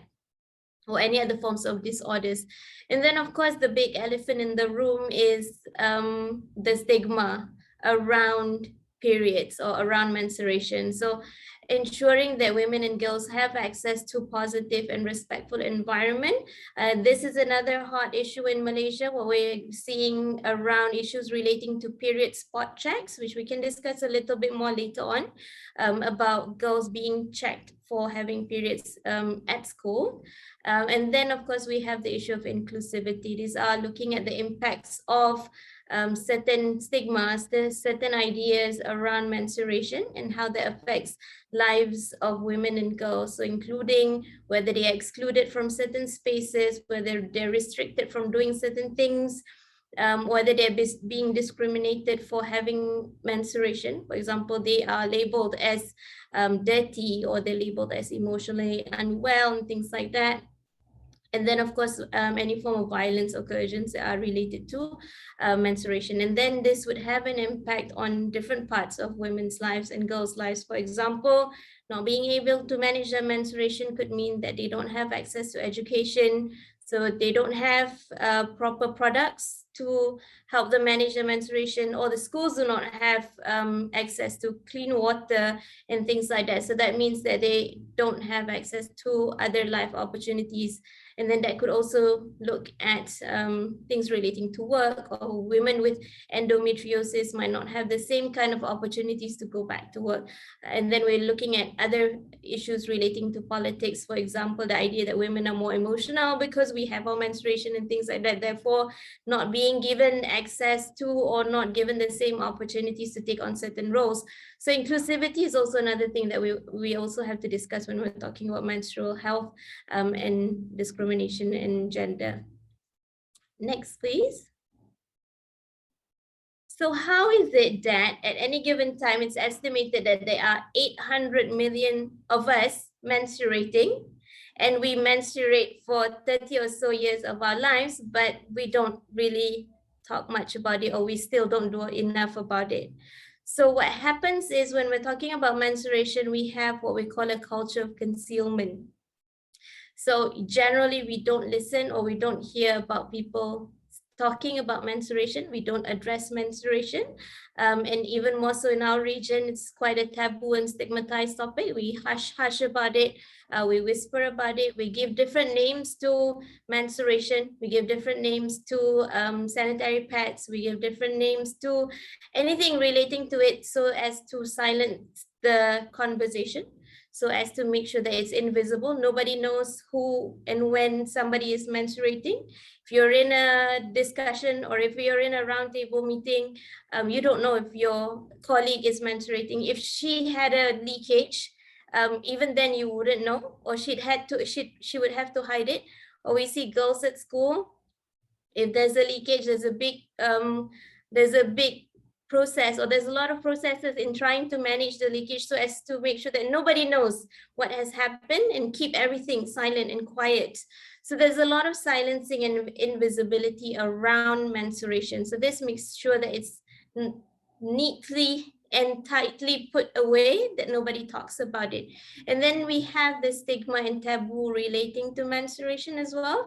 The idea that the menstruating body is dirty, the idea that the menstruating body is problematic, the blood is dirty blood, for example, that women who are menstruating are not in a good state, whether it's emotionally. Sometimes in some cultures, we believe that women who are menstruating are weaker spiritually, or are more prone to getting disturbed by different creatures and things like that. So there's a lot of different stigmas and taboos, and this is also very much related to where we are at and the cultures that we're looking at around menstruation as well.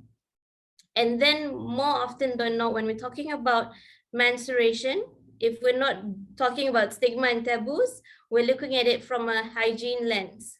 So what happens with hygiene lens is menstruation is conceived as something that's a disease, or something that has to do with cleanliness. So we have to ensure that everything is clean.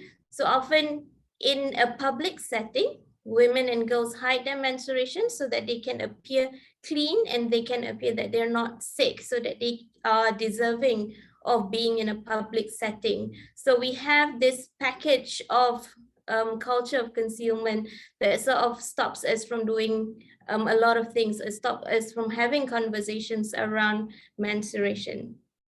and why is it that it continues to happen? So would suggest that we have a culture of concealment imperative, that women and girls learn from a very young age, and we internalize certain ideas about menstruation. So ideas around stigma and taboos, ideas around silence and invisibility, and ideas around cleanliness and health. And through my research in Malaysia, so we interview young girls as well at the beginning of their menstruation up until more than 10 cycles. And then when they are much older, to see how they experience menstruation and how they come up with ideas around practices, ideas about hygiene. So we're definitely noticing the internalizing of these values, or the internalizing of these practices, and what we call the imperative, to ensure that we don't talk about it. So even in a setting where we're running the focus group discussions with these young girls, it's harder for them to speak up, because they have internalized it so well that the first response is always to say shame. Like in Malay, they'd say malu. Like it's so shameful to even talk about it, to talk about how they're managing it, to talk about what's happening to them, to ask questions about it. So it is so embedded that it has been taught to girls and women from a very young age, and then it goes on for a long time. So it's no wonder that even though half of us menstruate, and in some countries in the ASEAN region, more than half of the population are women, we still don't talk about menstruation. We still don't talk about issues relating to menstruation, because of the strength of the culture of concealment, or the concealment imperative, where we've sort of agreed not to talk about it, and we hold on to it, and we teach others, and we silence others if they say like they're menstruating, or they're showing that they're menstruating. We teach them not to do it, or we help them in covering things up. So it sort of perpetuates this idea of concealment. Next, please. So then what happens when we have the culture of concealment, which is part of the conversation around gender inequality, and that meets with wealth inequality? So this is where the conversation about period poverty happens. So we have this widening gap of wealth inequality that happens a lot in countries that are developing or progressing rapidly. And then we have high levels of urbanization. So we find that we have a population of urban poors, and then at the same time, there is a distinct separation or differentiation between the urban and the rural population, right? So we find that a lot of things happen in these regions that revolves around wealth inequalities. And so when we meet the intersection of wealth inequality and gender inequality, we know that there are even less conversations that talk about how women or girls are impacted by these kind of inequalities. So in the case of Malaysia, our research is looking at urban poor young girls. So it's a new population of urban poor, and it's a growing population of urban poor. And even more so with the pandemic, we find that a lot more people are affected by the cost of living in the city. And then when we talk to girls and women about menstruation, it does not come up at the priority of things that people think about when they're thinking about surviving through the pandemic and through the challenges of, the economic challenges. So one of the interesting things that we find is that with urban poverty, it takes on a unique kind of, it's different. And I think it's hard for the public to notice that, because the idea of poverty is so embedded that we want to see a particular look of poverty. And with period poverty, it has been somewhat the same when we're talking about reporting around period poverty. Our idea of poverty is almost always, there's this picture in our head about what it should look like. But when we're talking about urban poverty, it looks a bit different. So when we started our research, we did wonder if whether or not period poverty exists. And that's a question that I get a lot. Is that real? Is it something that we are still facing in 2021? And it is a question that I had to ask myself in the beginning as well. But if people experience poverty, and because women at the same time are experiencing gender inequality, there is a very high chance that exists. It's just that we don't see it, or it's being covered up. So the first instance that we found out, or that I found out about period poverty was in meeting with a homeless lady that was asking for a sanitary kit.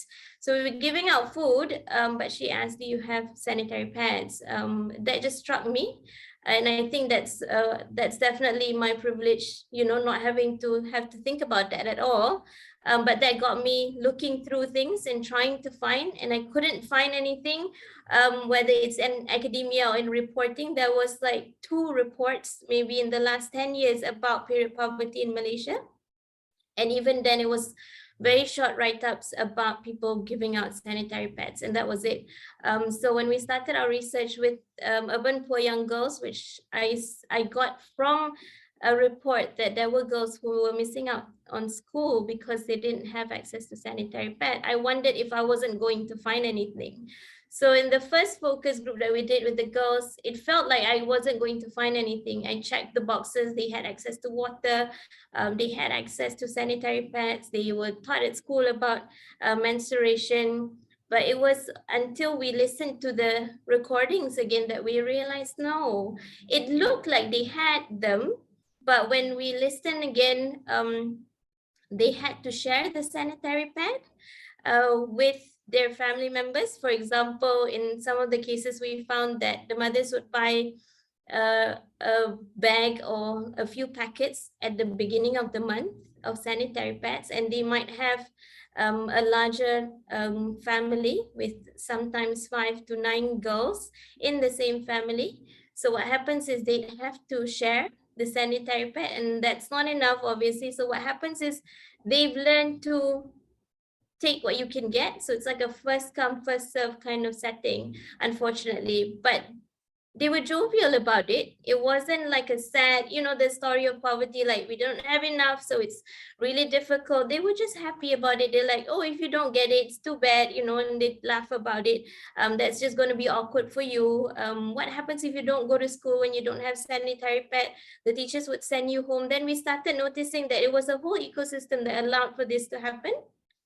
That young girls who are children essentially under the care of their parents didn't get access to enough sanitary pad. They did have some, but it wasn't enough. They had to prolong the use of the sanitary pads that they had. So instead of using it for the stipulated time, they would extend the use so as to not be wasteful.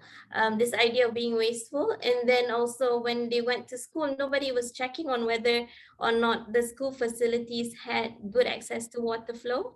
The bins were cleared out, that they had bins to throw out their sanitary pads, that they were comfortable enough to change their sanitary pads while at school. So what happened is they did miss out on school, and on days where they don't have sanitary pads, they would go home and the teachers would allow for them to go home. And then they were not comfortable to change the sanitary pads at home, at school, even though they had them. So what they do is they don't participate in certain types of activities that would allow them, that would make them move more. So they would sit in and choose not to participate in certain things. And that was also allowed, and given that that's not a problem, there wasn't support anywhere around those things.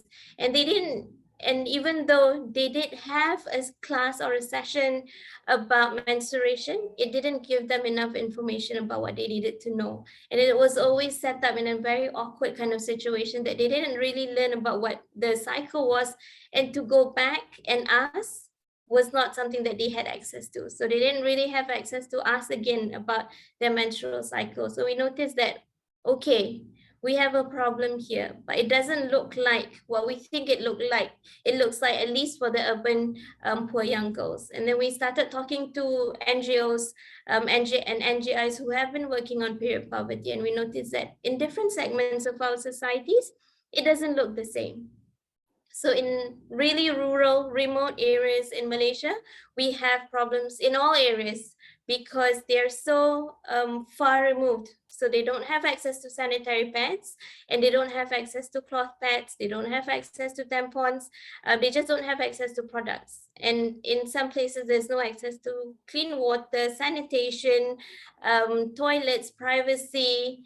and they don't learn about menstruation. So some of them would be scolded for having menstruation early because that was problematic for their family. They were taken out of school when they started menstruating, and things like that. So the severity of these cases were much more. So they would have to use, or they would have to resort to extreme measures of, for example, from completely not using anything and just letting the blood leak altogether, or putting coconut husk in old socks, or borrowing old cloth, or they would use the same cloth that they would rotate with their family members. So that's definitely not safe for them.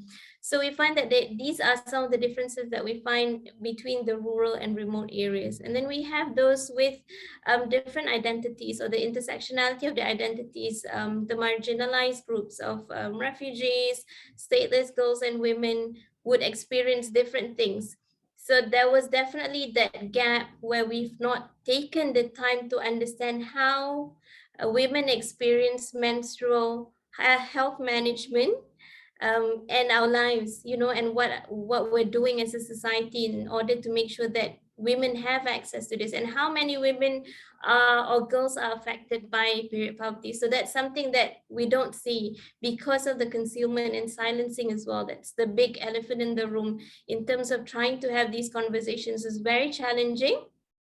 And then at the same time, we know that nobody's looking at it, or there's not enough people looking at it. And so a lot of girls and women who experience period poverty do not know that they're experiencing period poverty, and they do not know how to get help for it, because it's really embarrassing or it's really shameful to reach out and get support for that. Okay, next please. So in the public space, what happens is we live in a patriarchal society. So the women body that, or the female body that menstruates is not really welcomed in the society or in the public space. And we can see this visibly in a lot of the examples that I've already given just now. So when we're talking about the menstruating body, more often than not, it is framed or it is perceived as dirty, whether it is dirty, physically dirty, or whether it is considered spiritually or culturally dirty. And then there is this idea of women being weak because women menstruate, or they're weak while they are menstruating, that menstruation is an illness, or that women are experiencing illness, and that it's shameful.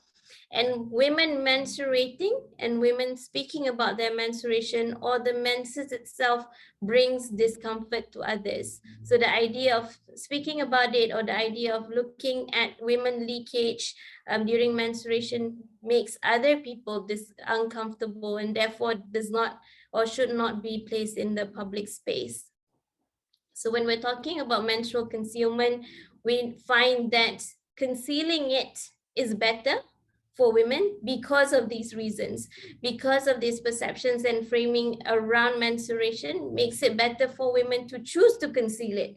So it further strengthens the idea of the concealment imperative, that we feel that it's better for us to not talk about it, whether it's socially, whether politically, to bring up issues relating to policy changes and things like that, or in our personal lives to tell others, because sometimes there's this constant idea that menstruating women, for example, are more emotional, so we shouldn't talk about things, we don't bring up these issues and things like that. So these are just some of the examples. Next, please. All right, so we want to look at how period poverty looks like in public spaces and how we can start to address them. So what we've seen so far in terms of reporting of period poverty, not just in Malaysia, but globally, has always been about the really severe cases of period poverty. Not to say that they are not important to highlight, but that gives us the illusion that those are the only ones we want to talk about. So whenever we discuss period poverty in Malaysia, I find that journalists or reporters often ask like how severe it is. Tell us like the really serious cases. So always chasing for really severe cases, like, oh, how many women are choosing to get pregnant instead of going through menstruation because they cannot afford it. So I feel that we really need to relook at the problem. Isn't it enough that women should be able to manage our menstruation safely and healthily? Isn't that the basic level that we need. That it shouldn't have to be the extreme that women have to choose to starve themselves so that they don't have menstruation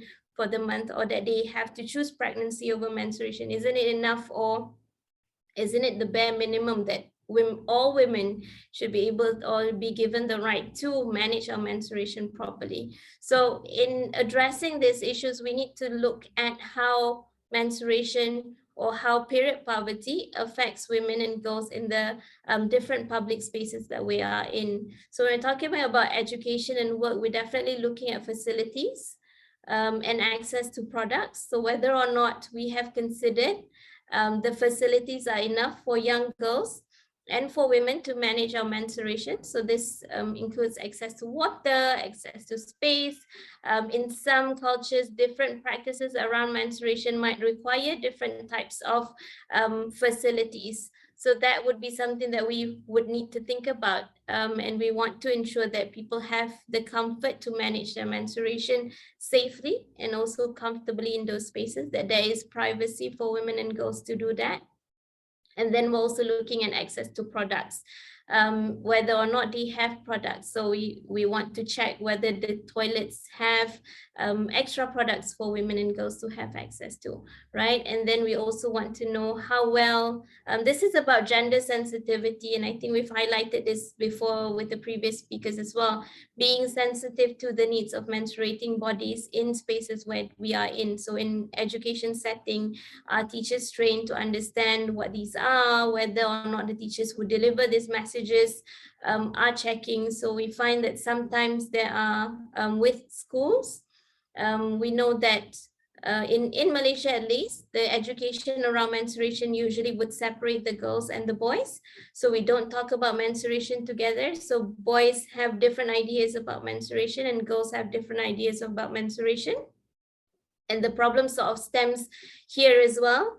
The understanding of menstruation is not in a safe and clear kind of way, and therefore the conversation around menstruation is also not being put in a way that is safe and healthy. So we find that there's a lot of bullying relating to menstruation in the school setting itself, where boys are teasing girls about their menstruation, shaming them for leakage, or teasing them to say that, oh, you have menstruation, you're leaking now, even though they're not leaking. So we have issues like that that are ongoing even in 2021, as it somehow, is surprising for a lot of people, but these are things that are still ongoing. And the same is also happening in the workplace, that women or girls or women are treated differently for having menstruation, or women have to conceal their menstruation even though we're going through pain or discomfort, that women do not feel comfortable enough to excuse ourselves to manage our menstruation.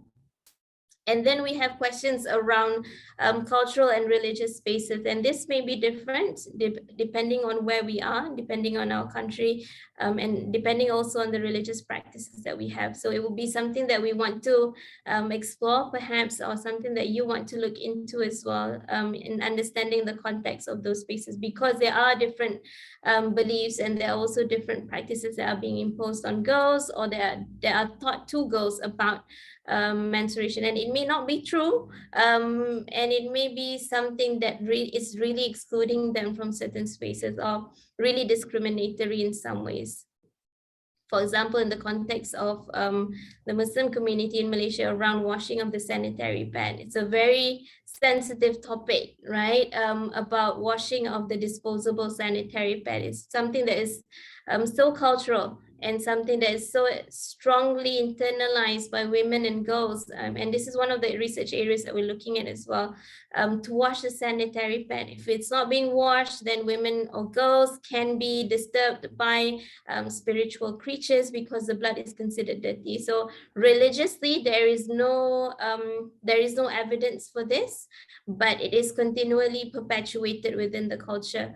And so it causes a lot of psychological distress to girls as well, in terms of trying to manage their menstruation, and then the disciplining that comes with that, and their understanding of themselves and their menstruating bodies. We also have issues relating to the political sphere. How often is it that we get to push for policies that relate to managing menstrual health without it being taken lightly, or without it being something that's not taken too seriously, or not taken seriously enough, and not just a woman's issue. And we want to talk about how we can streamline the initiatives and efforts around period poverty, and how we can talk about it seriously to look at the potential life outcomes of girls and women within our society. And then, of course, the general public areas. We want to make sure we bring into the conversations of public toilets, whether public toilets are safe spaces for girls and women to manage their menstruation, whether there are clear ideas around what is needed and how we can cater to the safety of girls and women in public spaces. Next, please. All right, so the role of advocacy, activism, and media in addressing issue of period poverty, especially in the public space. So I think we take on like a 3-step kind of process. So the first one is definitely raising awareness, and then promoting for policies that are tailored to what is needed in each region and in each country, and then monitoring those policies to ensure that there is sustainability and that the policies are something that's long-term. And I think this is something that Tehmina and Sister Mary highlighted as well. We have policies and we can come up with great policies, but we really need to check the implementation of these policies, whether they're good or not. So advocacy, activism, and the media really plays a strong role in all of these 3 areas. And I want to give an example about how period poverty is being addressed in different parts, including Malaysia. So I was really fortunate to be speaking to colleagues in New Zealand who addressed period poverty and how that translated into policy implementation as well, and giving out free sanitary kits to school-going children. So it's always about collaboration.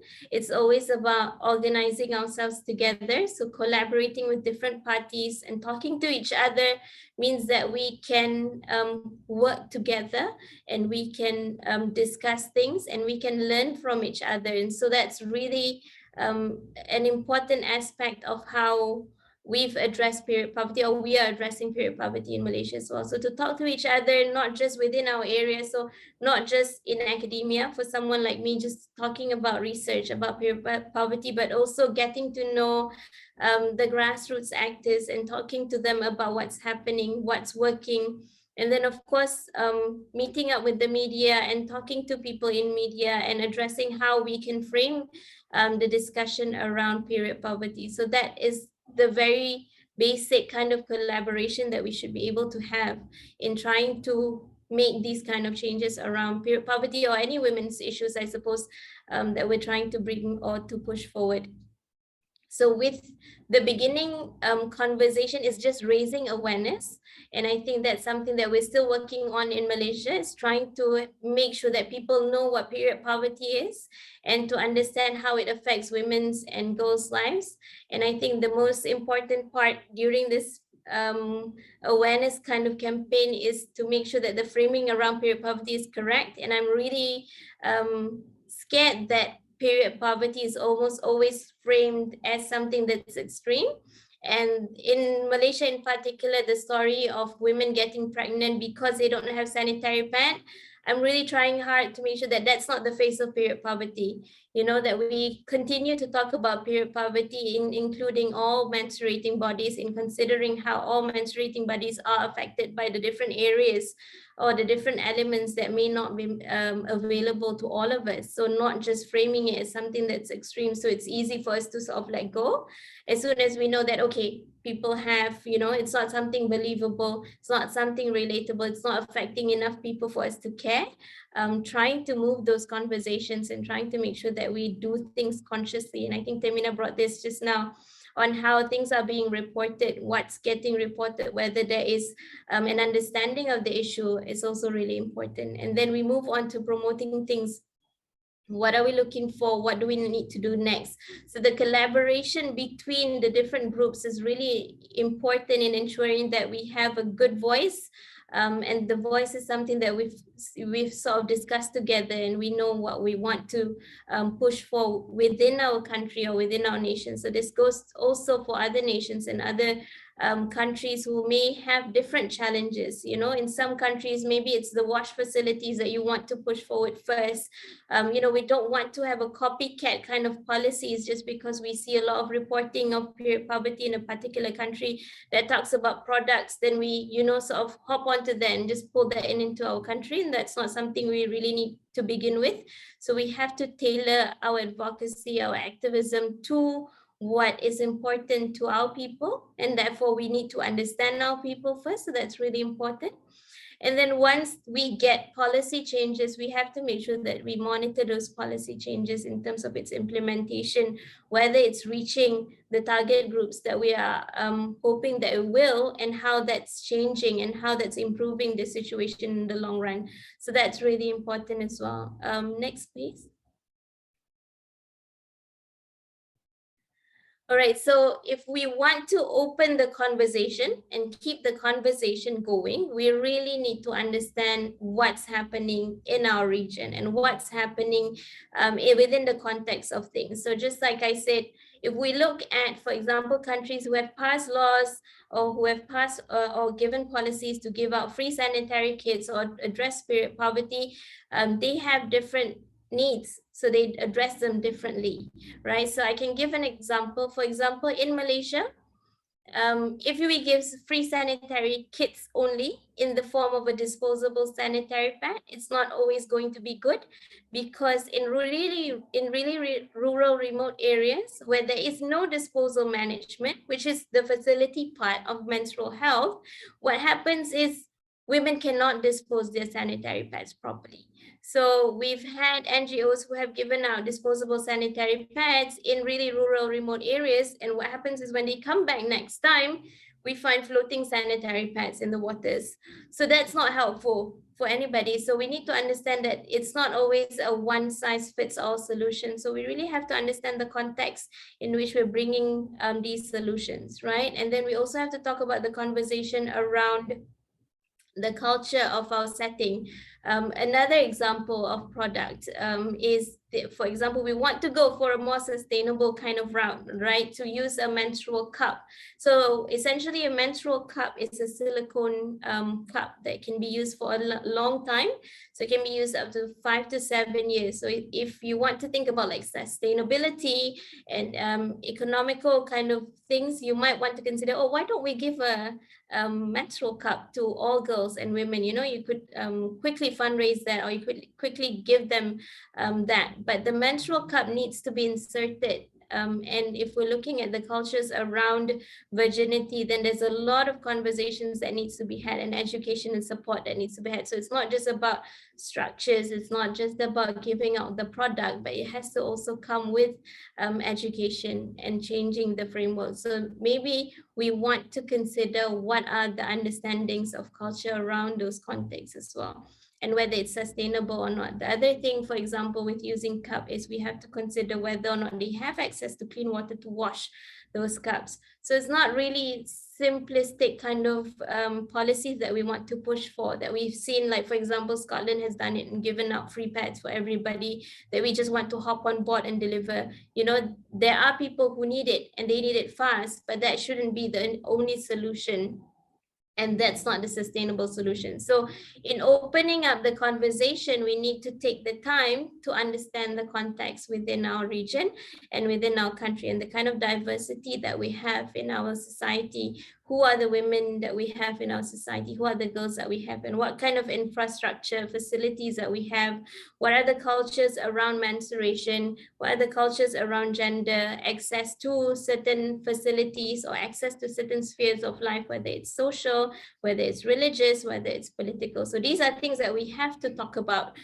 We cannot just, you know, have one conversation around giving free pads for everybody. Those conversations need to happen, and we have to allow for those conversations to happen. Next, please.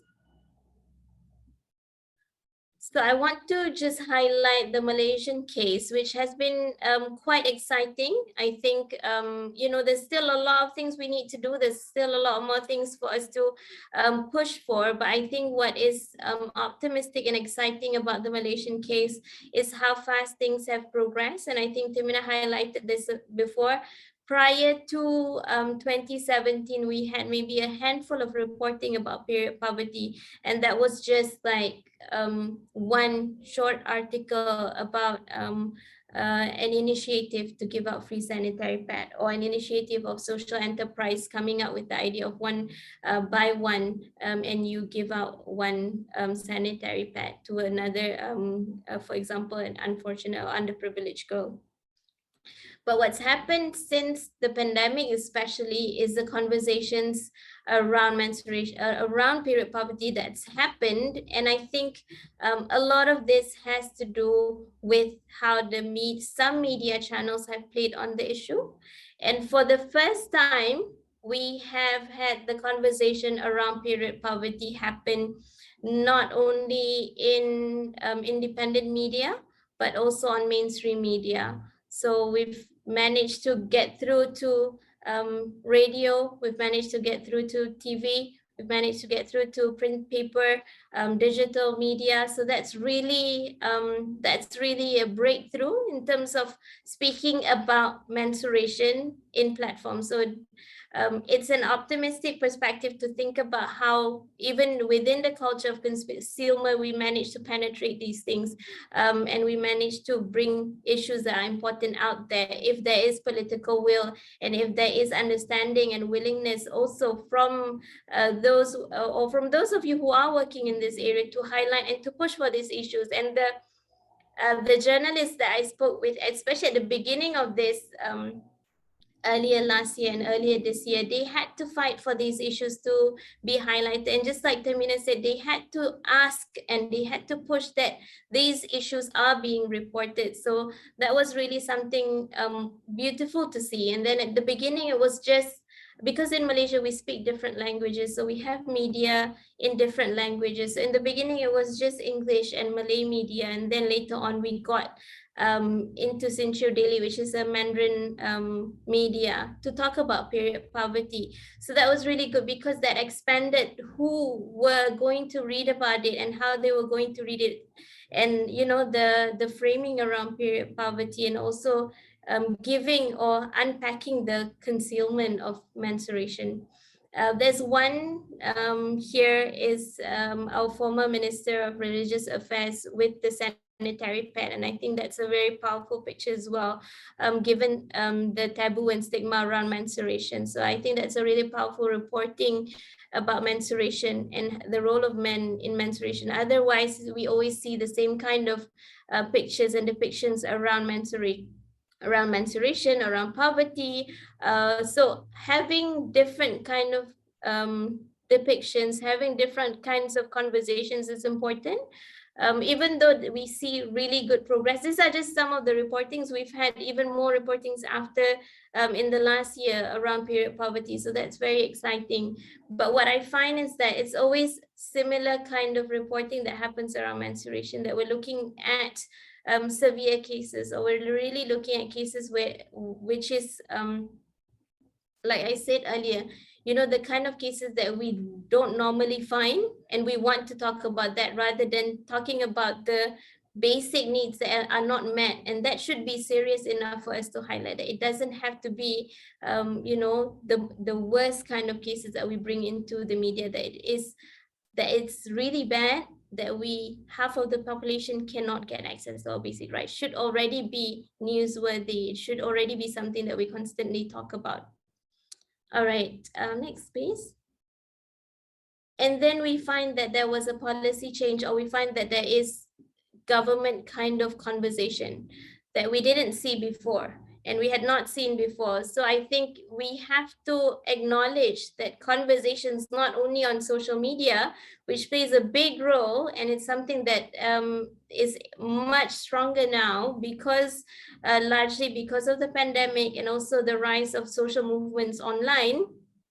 that we find that it's also moved into mainstream media, and that creates awareness around period poverty. And with that awareness, we found that there was more conversations that were being had within the parliament, and there were more conversations that were being had by parliamentarians, by politicians. And then we saw the first release or the first budget allocation for period poverty, and that it's to be given to teenage girls. So it was to be given to poor teenage girls. So it's not all women, not all women categories, and we want to make sure that we address these issues next. We want to look at the implementations of the budget in giving out free hygiene kits, and why they're giving it out to girls and not all women, and things like that. But at the same time, it's progress. It's something that we look forward to. It shows us that it's definitely doable if we give enough, attention to it and really highlight it enough. It's something that can happen, and it's something that we want to continue to push for, and we want to continue to talk about. Okay, I think that sort of wraps things up for me, and I hope that's we can continue the conversation, and there'll be questions later on. Thank you. Thanks so much for that, Dr. Fatimah. That was super informative, and I love the format that you went with, especially digging really deep into how in such a short period of time, we've been able to achieve some significant milestones when it comes to addressing period poverty in Malaysia. We will leave the questions for you for the later session together with the rest of the panel. In consideration of time, I would now like to proceed with our final speaker for the day. It gives me great pleasure to introduce Dr. Tamara Nair.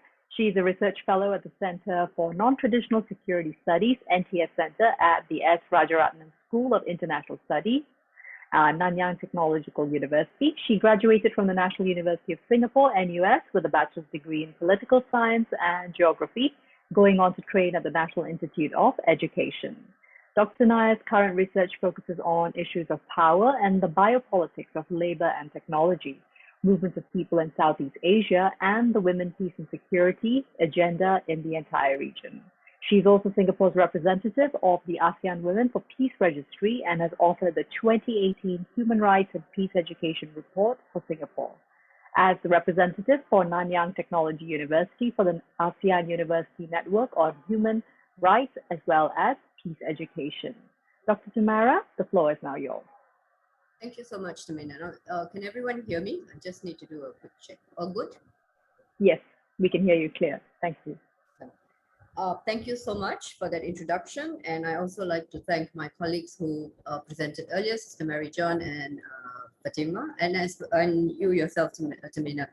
And with every presentation, I find my presentation getting smaller and smaller, which is great, given that we have a little bit of a time constraint. No worries. So I've got good news that I'm going to be, I'm going to have to cut down my presentation a bit, not so much because of the time, but more of I'm trying to avoid repetition, because much of what I've wanted to say has been said by the speakers before me.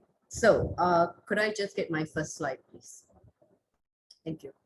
So today I'm going to talk about women and economic insecurity. And now this is really bread and butter issues here, coming right down to the ability to have financial, psychological and social freedoms for women in this region. Much of my work is I'm from Singapore, I'm Singaporean.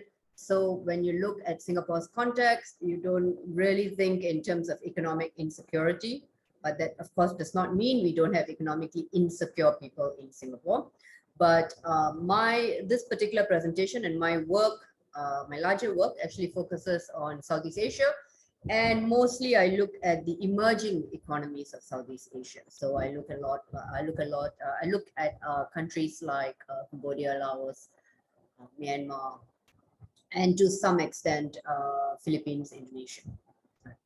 So just very quickly, and all our speakers have actually done this, but I just want to give you a historical context. But in this context, I want to look at it specifically from an economic point of view. So when we speak in terms of women and economic security, and we take a look at history, and here I'm talking about pre-colonial times, And even before that, before I get into the presentation, I just want to say that when we speak in terms of economic growth and economic progress in Southeast Asia, we must acknowledge the fact that it has been on the backs of women that this region has grown. And this is true even pre-colonial times, and I'll get into that in my presentation itself. So basically, women had an extremely prominent role in the economy before we had basically the Europeans come in here, before colonial times, and much of the local industries, whether it was spices or batik or even agriculture, right? So were managed and they were administered by women, and women had a lot of freedom of movement in public spaces, and they had economic agency. So they could actually that, of course, that didn't mean that men were not important. Men were still part of the labor force, but it was just like Sister Mary John was saying, it was more of an equal opportunity situation. Like they both could appear in the public space as they were in the private space. So it wasn't like one go out and one stay at home. That was not the situation. And the female labor force actually, in fact, was highly valued in this part of the world, especially because we did a lot of rice cultivation and also small animal husbandry. Now, rice cultivation is an extremely labor-intensive activity, and as a result, it required entire families to be involved in the production of this crop. So women had a lot of economic value. And this is one of the reasons why when we look at the history of female infanticide, Southeast Asia did not have very high rates of female infanticide. Whereas when we study the same situation in East Asia, excuse me, and in South Asia, we see the numbers of female infanticide very high. One of these reasons is because we needed women to be participating in the economy. They were important economic actors. They had economic agency, and they were in freedom of movement in the public space. However, with imported philosophies that came in together with colonialism, has increasingly put women in subordination positions. Now, just very quickly talk about the colonial period. There was a great change in the nature of work for women during this time. They were hired as cheap labor in many of the plantations and in many of the processing factories, right? So whether they were rubber plantations or whatever they were doing, spice or batik or whatever the Europeans wanted to take out of this region for export, and a lot of women were put in as cheap labor to participate in these economic activities. There was also a change in customary laws where there was a reduction in women's autonomy, and there was a strengthening of the position of men in the household. So women sort of started disappearing from the public space and moving more into private space, into their homes.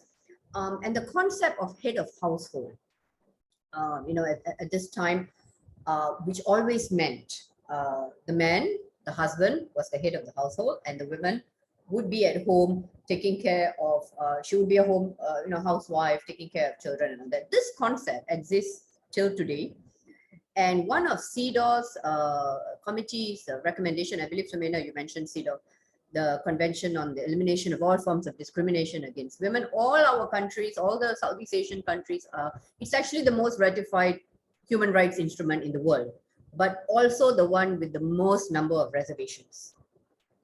Only 6 countries have not ratified CEDAW. US is one of them, surprisingly, but only we have the most, CEDAW has the most number of reservations.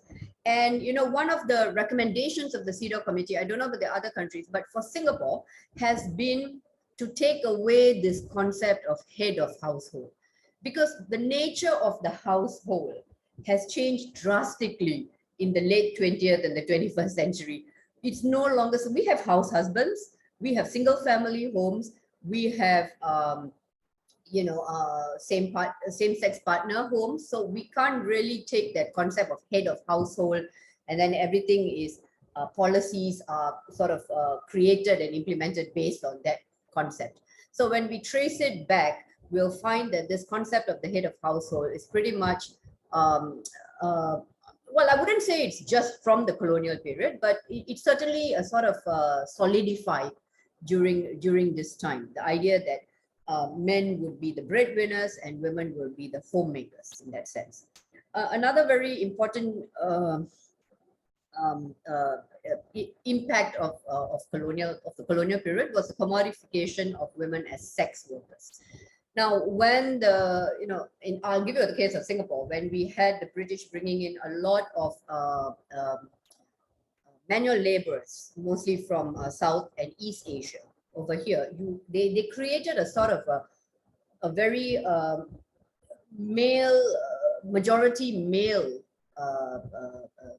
space where the number of women were less. So as a result, they also started bringing in a lot of women prostitutes or sex workers from around the region, from China, from Japan, in order to sort of service these, not only the Asian men, but also the European men. Of course, I'm not saying that they invented prostitution, obviously not.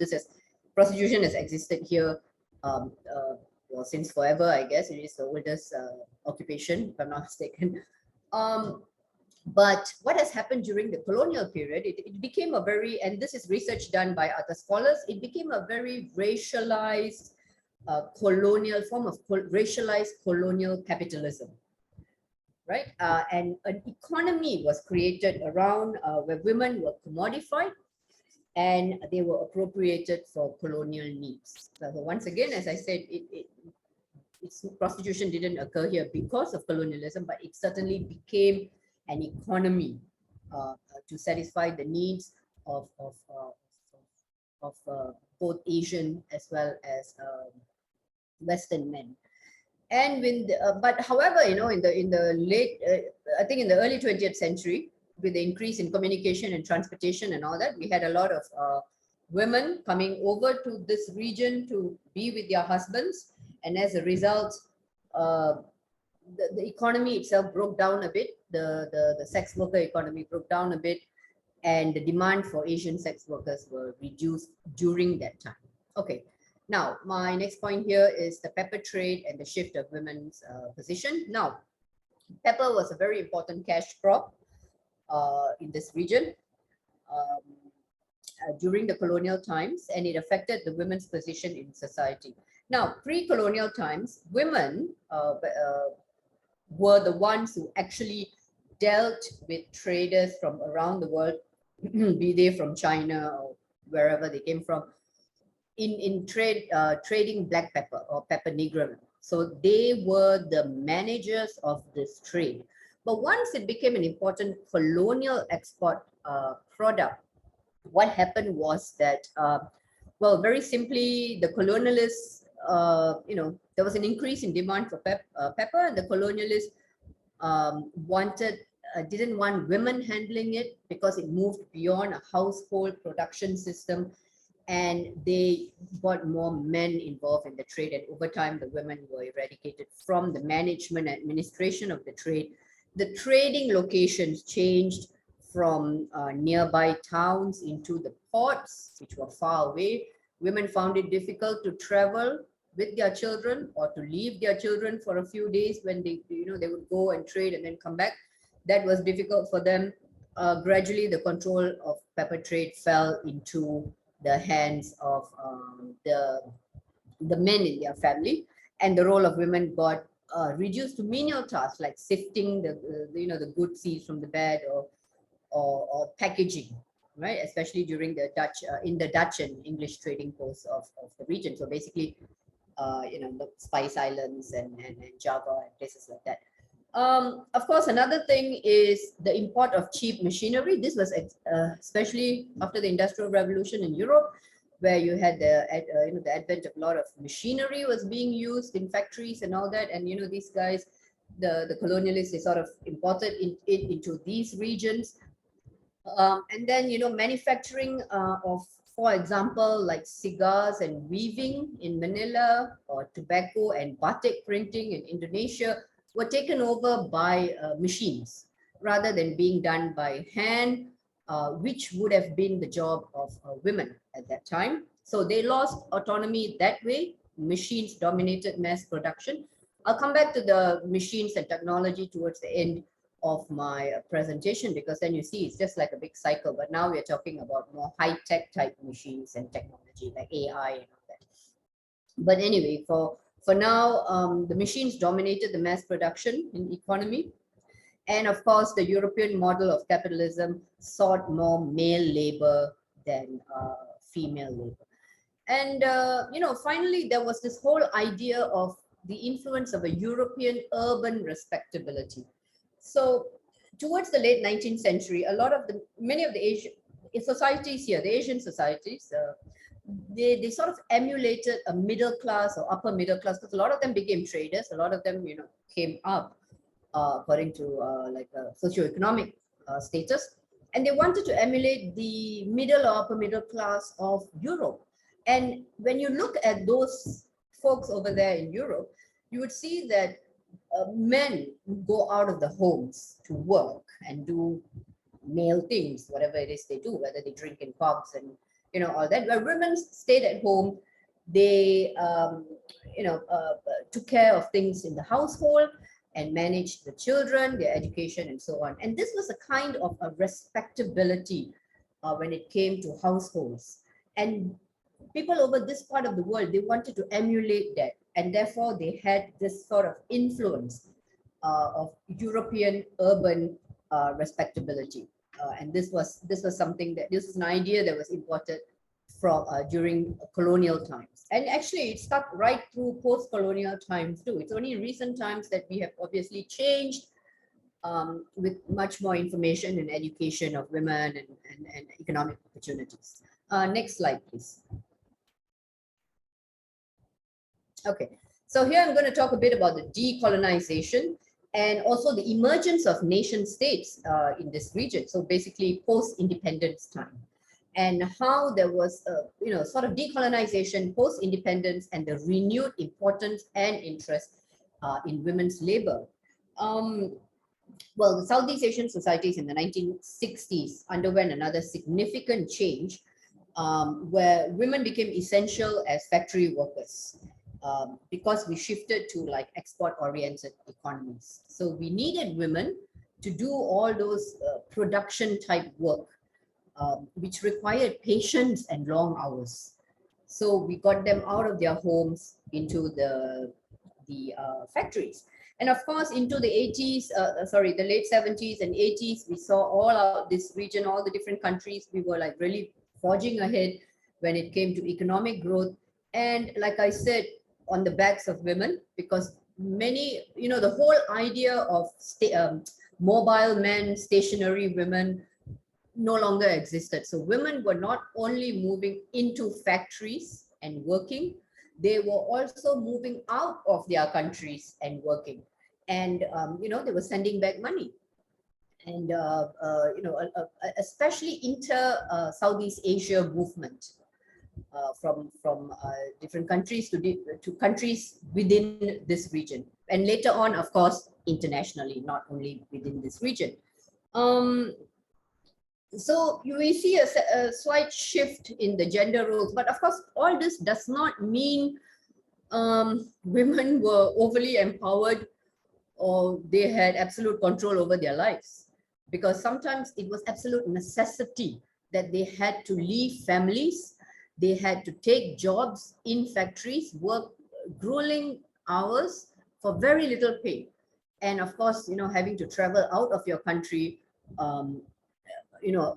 probably a village or a town, a place you never moved beyond its borders. And then now there you are in another country working very far away from anything or anyone you know. And of course, when they go into these factories and when they go into, let's say for domestic workers, if they're not specialized, they go into these homes. There's a host of problems that faces them. Loneliness just being one of it. Of course, that's a very important factor. Many of them are lonely, they have depression, but at the same time, they earn very low wages. And it has been useful for governments working together with a lot of transnational corporations to determine and to retain low wages of women workers, because that sort of gave an advantage to countries that wanted these corporations to come in.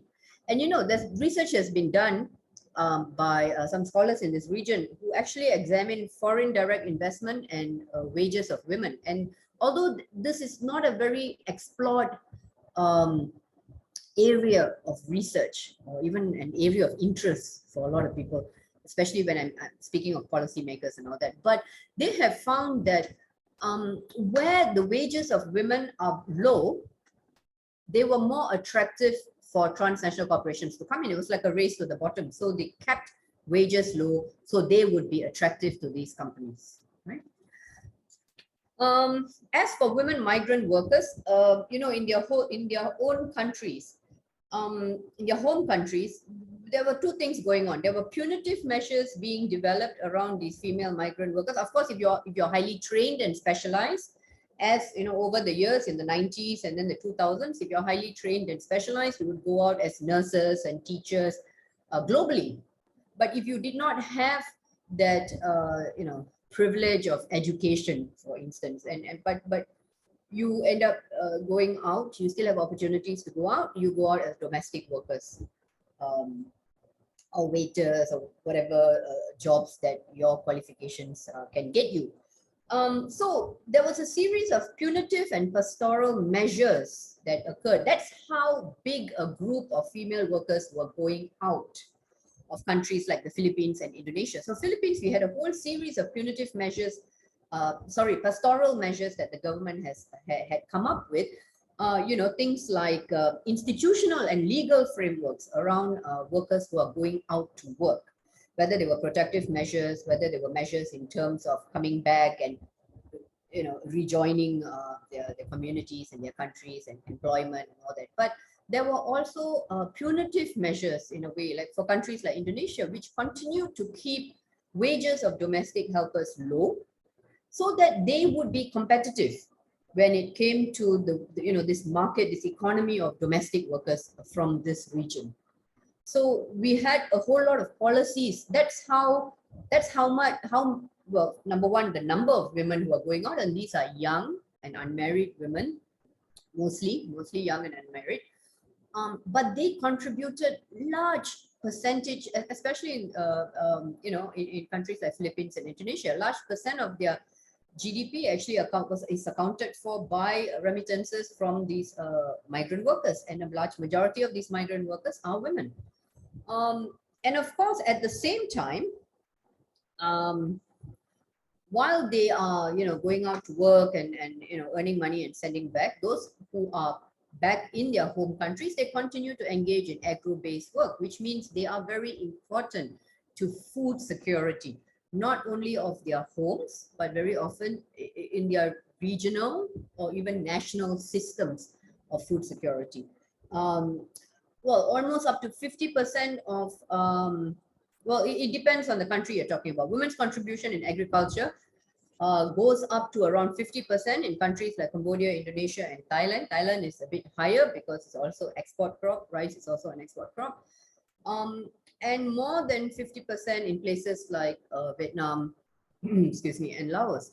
In Philippines, their actual participation in rice production is lower for women, but women are very involved in the management decisions and in inputs in hiring of labor and matters such as that, which is higher than in the other parts. So what I'm trying to say here is not only were women who left providing for the economy, it was also women who were behind and in their homes also actively contributing to not only the food security of the countries, but also in terms of the income, the national income of the countries. Okay, now just want to talk about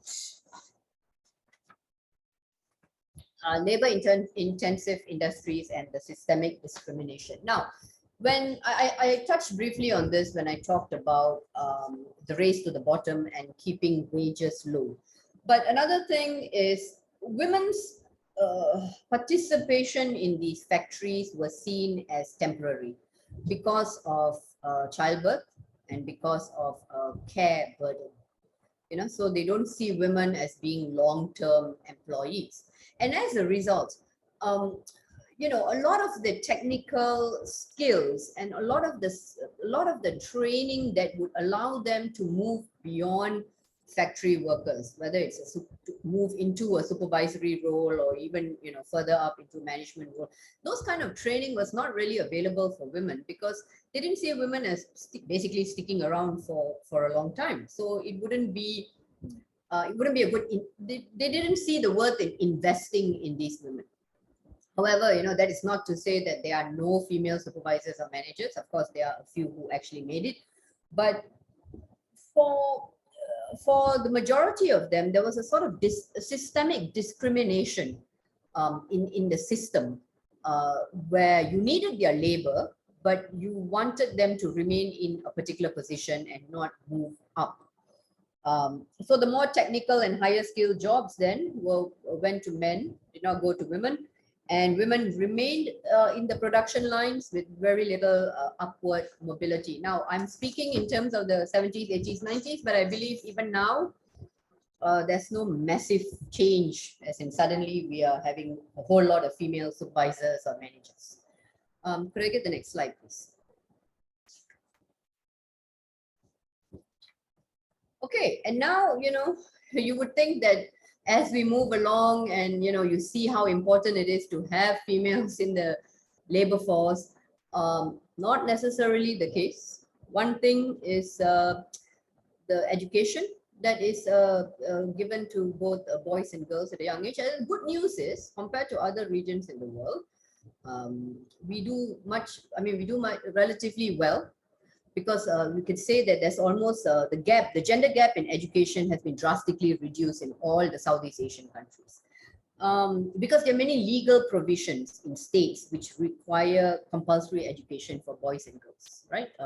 At least primary school education, or at least 10 years of education. So in Singapore, it's 10 years of education. I'm not really aware what it's like in other parts of Southeast Asia. Today, primary school enrollment for boys and girls is at a rate of 90% across the region. If you take it across the region, that's pretty high. But despite this, in the middle income countries, as well as the emerging economies of Southeast Asia, they register varying numbers of what we call OOSC, which is out of school children.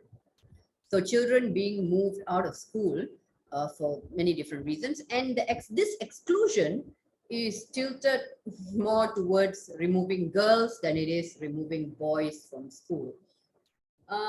Why? Because girls have the ability to take on wider household responsibilities, especially if their moms are overseas working, and if she has younger siblings, she's able to help. Or if mom doesn't have has to travel to another country, even if she travels from the village to a city, right? So like rural urban migration in that sense. Girls stay back to look after younger siblings. The cost of transportation and schooling, that's a factor. So if they have to think in terms of boy or girl, most likely it goes to boys. And there's also this ignoring of future implications of salaries that might be earned from girls that might come back to the family. They don't think of it that way. They think like, okay, girl's going to marry out and she's not going to, she's going to have to take care of her family, her in-laws over at the other side. And of course, the presumption that sons will support parents as they get older, and the parents will live with the sons. Now, the fact that girls tend to be excluded from schools, it's very contrary to how girls perform in schools, right? Girls perform very well in schools, even better than boys, especially in language, right? And humanities. But they perform just as well as boys in mathematics and science subjects. Okay, so it is unlikely that girls cannot perform well in STEM subjects, right? So when you talk in terms of science, technology, engineering, mathematics, right? Now, why am I bringing this up? It's because your future employment opportunities are going to be in STEM type jobs.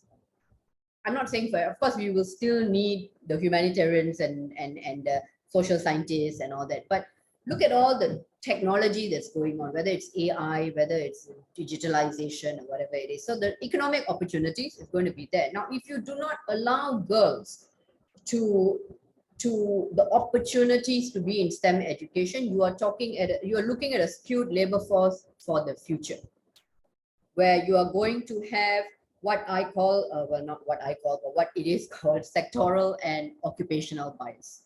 Now, sectoral bias is basically the women dominating particular sectors of caregiving, teaching, nursing, right? And those types of jobs. Now, dangerous because, well, if you look at, for example, office work, for instance, or even teaching, you're going to have a lot of digitalization of these types of jobs, and it's coming. And when it comes, who do you think is going to lose the jobs first? So it's going to be your, because remember, they don't really go up the levels very easily. There's a glass ceiling. You know, and women tend to be, you know, in lower ranking positions in that sense. So when you have some kind of technology coming in, and if you can get a machine to do your job faster, why would I need you? This has actually happened in the manufacturing industry, especially the garment industry, when they talk about, you know, skills like cutting and sewing. I can get a machine to do the job of 5 people. So I save money. I might as well, you know, use a machine. So, and it's a matter of time before, maybe, you know, it was rolling in earlier, but now because of the pandemic, everything has been stalled in terms of looking at technology and future of work. But that's not to say it's just ended. It will come in, and we need to be prepared for that, right? So basically what I'm trying to say is, when it comes to education, young women need to be encouraged to go into STEM type education, because obviously they are capable of doing it. The only reason they don't is because of some sort of cultural bias that has been put in, that girls do not perform as well in science and tech, or some kind of you know, ridiculous notion like that. Okay. Then I come to occupational bias. Occupational bias is simply because they are going to be within each of those sectors, all right, whether it's teaching or whatever it is, it's going to be, they're going to be lower end. And I did talk about this. And when we have technological breakthroughs in terms of jobs being able to be done by machines, the first ones to lose jobs a large percentage of that would be your female labor. So I think I've addressed the last point as well, women and technology, in terms of the future of work. So we need to get more women to go into STEM type jobs, STEM type training. Next slide, please. Okay, the gender bias and what it means for economic security. I have to say that when countries in this region and governments, and not only this region, but across the world, when they speak about unemployment, they're actually talking about male unemployment. If you can really look at it, who specifically talks about female unemployment, unless, you know, it's a situation where you have an aging population and you really need to have the females in the labor force, right? So especially this part of the world, we don't see any research being specifically done, or even any reporting done for that matter, when we speak specifically about female unemployment. And that goes back to this very heteronormative understanding, excuse me, of the roles of women and men, especially in a family. So when we think in unemployment, we are thinking unemployment for everyone. I'm not saying we don't think about women, but to be more specific, they would be more worried if more men were out of jobs than more women, because women have another role, and that is in the homes, right? The traditional roles anyway. So, you know, realizing a more equitable and efficient use of human capital is very essential for Southeast Asia. If it's thinking about coming out of this pandemic in a healthy way and, sort of uplifting everybody, and I will go into COVID-19 in a bit, because, when development comes in and there's benefits, everyone is lifted up, right? However, when there is a crisis or a downturn risk, the suffering is disproportionate. Some people can still, sort of maintain some level of livelihood, but the ones that fall, it's not going to be the same. And unfortunately, the ones that fall are the ones who are most insecure economically, any other way, and they tend to be women, right? And not only women, but also, I would say the other marginalized groups, whether the ethnic minorities, the Soji community, and groups who are disadvantaged in some way or another. Okay. And of course, sorry, can we just go back to the previous slide, please? I'm going to be done in a bit. I thought I'd be done, but anyway. And of course, if you don't have, if you have more women out in the economy, they sort of also drive the economic growth in terms of their spending power, the ability to consume and ability to spend. That's number one. And number two, you end up spending less in terms of social safety nets for these groups of women, especially those who can fall into poverty very easily, the ones on the fringes. So by uplifting them, you actually have tax revenue, that's one, and then you have less expenditure and on social safety measures, which can then be targeted to really help people that are way below poverty line. And then you can have very targeted measures for them. Next slide, please. And of course, coming to, you just have to look at the reporting, ILO reports and all that. It shows that women have been heavily and very badly impacted by COVID-19. Basically, it has been, it has brought to the forefront the instability of human security for women. And human security is made up of three components, right? Freedom from want, freedom from fear, and freedom from indignities. All three of the freedoms have been compromised in COVID-19. So they have become extremely insecure in terms of personal protection. We look at a lot of domestic abuse, a lot of violence against women, VAW. We see a lot of economic insecurity in terms of loss of jobs, because a lot of them have been in informal labor. A lot of them have left jobs because they just couldn't cope with their care burden in terms of looking after the children, having to look to their education and schooling and all that. And not only children, but sometimes elderly parents or even siblings and all that who are unable, and others who are unable to take care of themselves. And there has been a disproportionate increase in unpaid work, which is what I was talking about in terms of the care burden, the increase in the care burden. I mean, personally, myself, when we had the lockdown in Singapore, I had, I had to look to my daughter's home-based learning. That was one. So I had to sit down because it's a young child. She's only 8. So I had to sit down and I had to actually go through. If I had left her free there and just gone on to do my work, I don't know what would have happened at the end of the day. But I had to sit down, and then it took a very big toll on someone like me. And this is me with all my resources. I had the internet, I had a place, I had everything at my disposal, and even someone like me was struggling. So imagine someone who does not have all those resources, I only have one child. Imagine someone who has 3 or 4 children and not have all those resources. So the digital divide also really came to the forefront during this time, because we saw a lot of inequality in terms of the availability. Yes, you can go online and you can work and whatever it is, but what if you don't have those resources?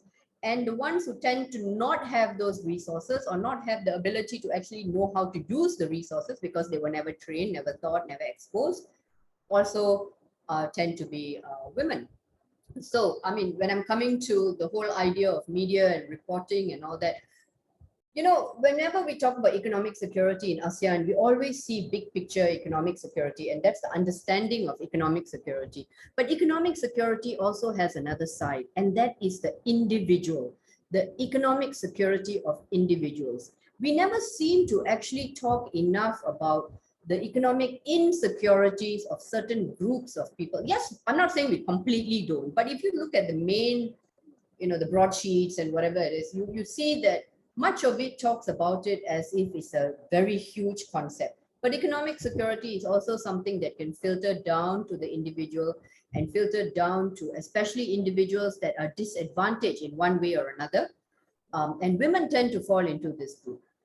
So a lot of focus needs to be, I mean, if you're looking at a regional peace and stability, which is what ASEAN says, you know, peace, stability, regional growth and all that, how do you have that when 50% of your population has fallen in the gaps, right? When in terms of your policy, so AEC, ASEAN Economic Community itself, women tend to lose out because the jobs that actually, you know, it is engineering, it is trade, it is stocks, it's commodities and all these things.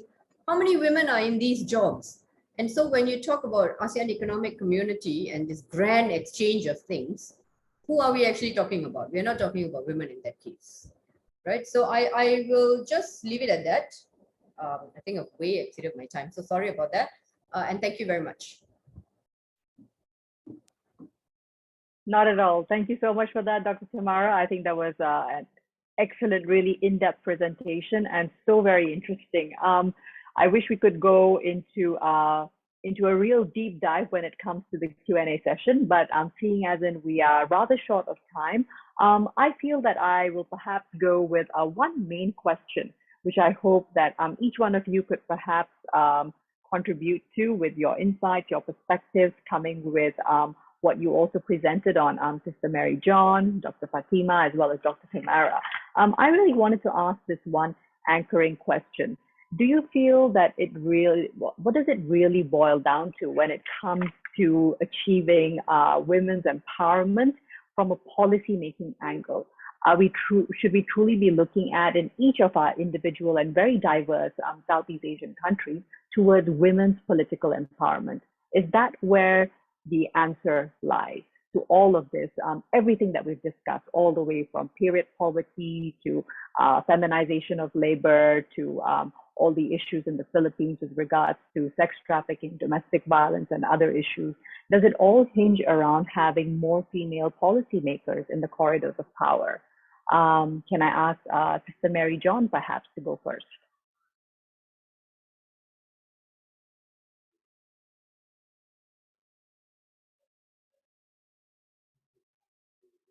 Sorry, Sister Mary John, you're on mute.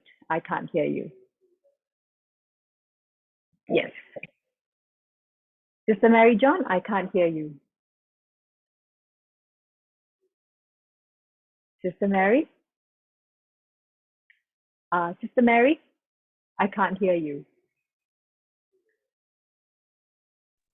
Yeah, now I have unmuted. All right. Thank you so much. Would You're you mind asking starting whether again? political empowerment would be Yes. the, no, I say no. The All first right, thing sure. is personal empowerment. We have had 2 presidents, women presidents in the Philippines. That is the highest political empowerment. Did they do enough for women? No. Why? Because they did not have a woman consciousness. They do not have the understanding of the dynamics of women oppression, etc. So for me, the very first thing is first a real consciousness raising with the women themselves, that they have to understand their socialization process and that they understand the dynamics of oppression and exploitation, etc. Only then, when they have already a personal, psychological, whatever empowerment, then you can go to economic empowerment, political. But if you begin with political empowerment, you reach nothing. I have said that because I have had 2 women presidents, and one of them is even from our school, no? But they did not have a woman consciousness. So did they do Well, of course, the Cory Aquino did say the March is a women's month. Okay, that's already something. And had a 5%, what they call that, 5% of all the budgets of political organizations should be used for women. That's already something. But other than that, because there is no real understanding of what underlies women's inequality, women's oppression, they go as far as that, okay? But that's why for me, it's so important, this consciousness raising, so that each woman should first understand her own dynamics, her own socialization. For me, that is the most important, personal empowerment, which means psychological, spiritual, whatever, but it should be personal first. And then only you can become an instrument of empowerment of all women and of the whole society. That is my stand. Sure. Thank you so much for that, Sister Mary John. I think you make a really insightful analysis, particularly considering Philippines' very unique political landscape, where, as you said, 2 female presidents and yet no monumental societal change. Only the good work that organizations like Gabriela and others have been doing. Yes. You are right. I'd now like to move on to Dr. Fatimah Al-Attas with the same question, and perhaps your perspectives on, do you feel it should anchor around increasing women's representation in politics and policy making, and that is a way to get around a host of the social issues we have, including, of course, period poverty? I really resonate with what Sister Mary was saying about how sometimes even when we have political representation, or if we have women on board, without clear ideas about where the systematic problems are. And I think we need to also consider how our identities may be impacting our understanding of the system, you know, the intersectionality of our identities, whether or not we're very privileged women from particular socioeconomic groups, and understanding issues like period poverty. Even, for example, we may experience menstruation, but we've never had to, count how many sanitary pads we've had. So we won't even consider to think that that's a problem for anyone. So that's also important in understanding that system. So I really resonate with Sister Mary on that. And I think having political will is also really important, you know, when given the position, whether we are ready to take on those positions and to make things right where they're supposed to be. That would be also something that's important. And then I think in Malaysia in particular, we don't want to have this token kind of culture where women are just placed there, so that there's like a face of a woman there, and women themselves take on the role of being a token that, you know, I'm representing women, but there's no clear understanding of what that looks like and what are the concerns of different women and the diversity of women in our society. So I think just highlighting those things would be something that I'd like to pay attention to. Absolutely. Thanks so much for that, Dr. Fatimah. And Dr. Tamara, I wanted to ask you a similar question, but one with a slight tangent, particularly because, of course, your presentation focused a lot on the biopolitics of power, female labor in particular. So is there a way, because we're speaking here about women's rights, is there a way to decouple women's human rights from the economic utility aspect of things, especially in Southeast Asian societies? Because generally, and that is also the way in which I anchor my arguments as a feminist broadcast journalist, I always look at the economic aspect, at the economic gains, at the losses, particularly in a COVID perspective, which Malaysia is going to suffer inevitably if we don't work towards gender equality. But is there a way to still advocate for women's full human rights outside of just the economic question of utility? Thank you for that question. Absolutely. And you should. It shouldn't just be about economic rights or economic security. It should be about, let me just go off tangent for a minute to address the comments of Sister Mary John and Dr. Fatimah.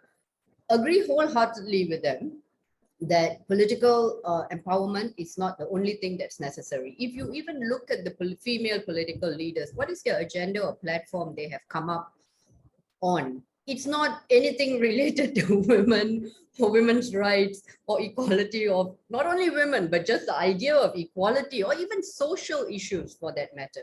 It has always been hardcore national security issues, whether it's economics, whether it's whatever it might be, but it's not what we call softer issues, right? So and also, the idea of proxy representation. You have a female, but who's pulling the strings?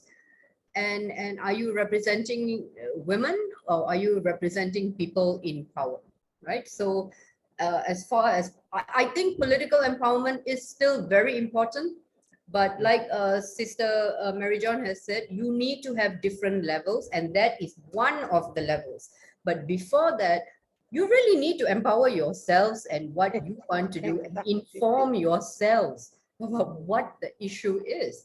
And then your platform, and then within your platform, do you want to look at, which comes to your question, do you want to look at an economic perspective, a social perspective, a social cultural perspective, or even a religious perspective for that matter, right? Because the violation of rights happens in any one of those spheres: political, social, environmental, economic, any one of those spheres. So even before you can go into become a politically empowered person, you have to be a well-informed person.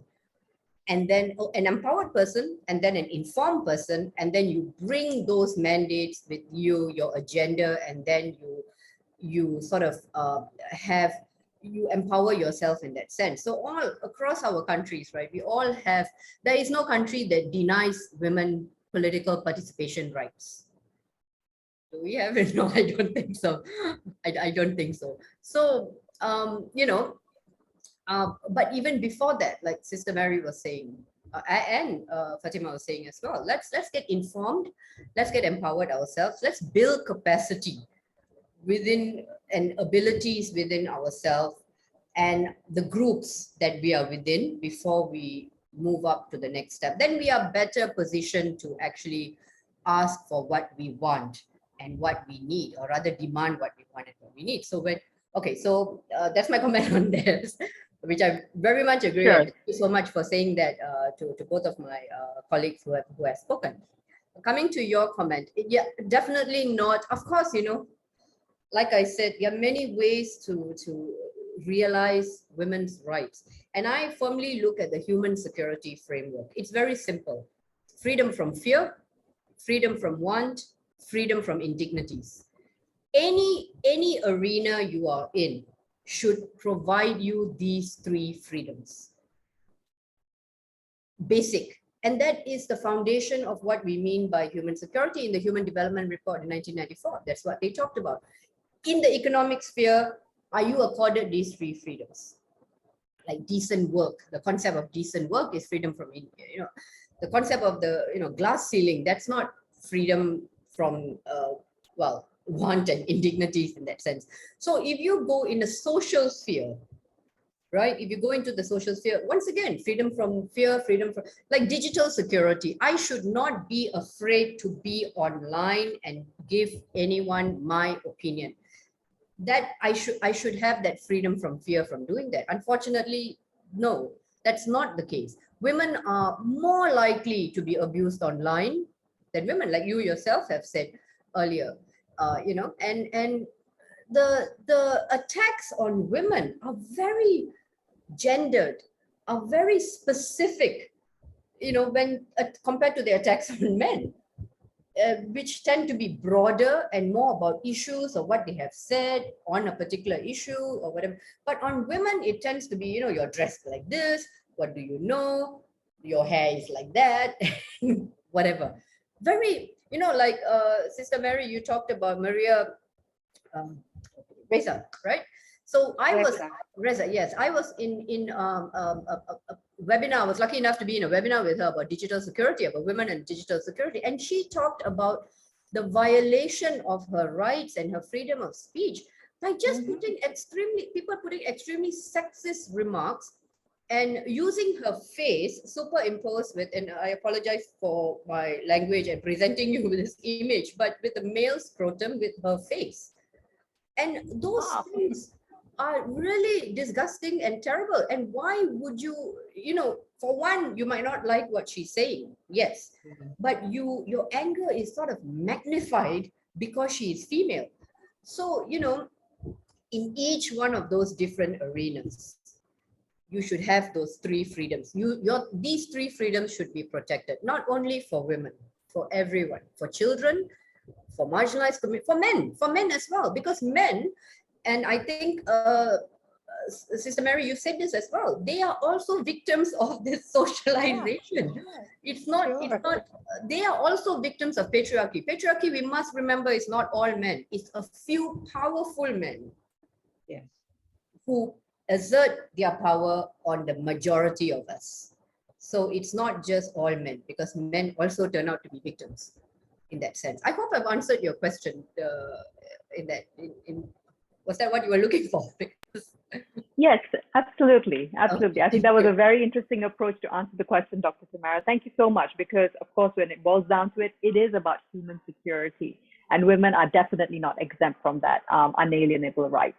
Yep. On that note, thank you so much once again to Sister Mary John, to Dr. Fatimah, Dr. Tamara for joining us and for being so generous with your insights as well as perspectives. It's been an absolute pleasure presenting the keynote and moderating this masterclass on feminism, policy, and women's empowerment in Southeast Asia.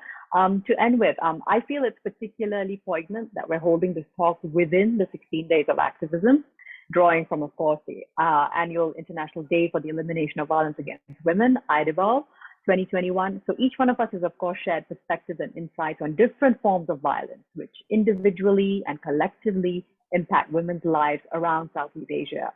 Women also make up roughly 50% of Southeast Asia's population. Leaving behind half the population is never an option when it comes to gender equality, progress, and yes, even pandemic recovery and national development.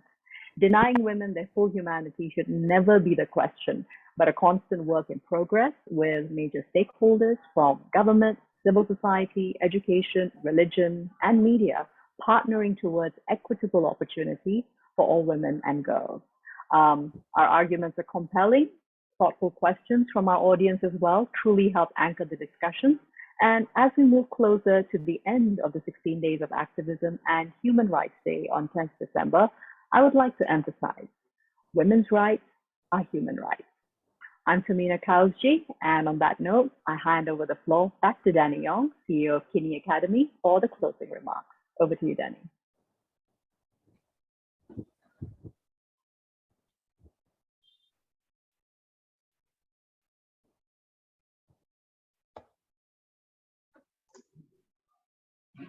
Sorry, Danny, I think you're muted.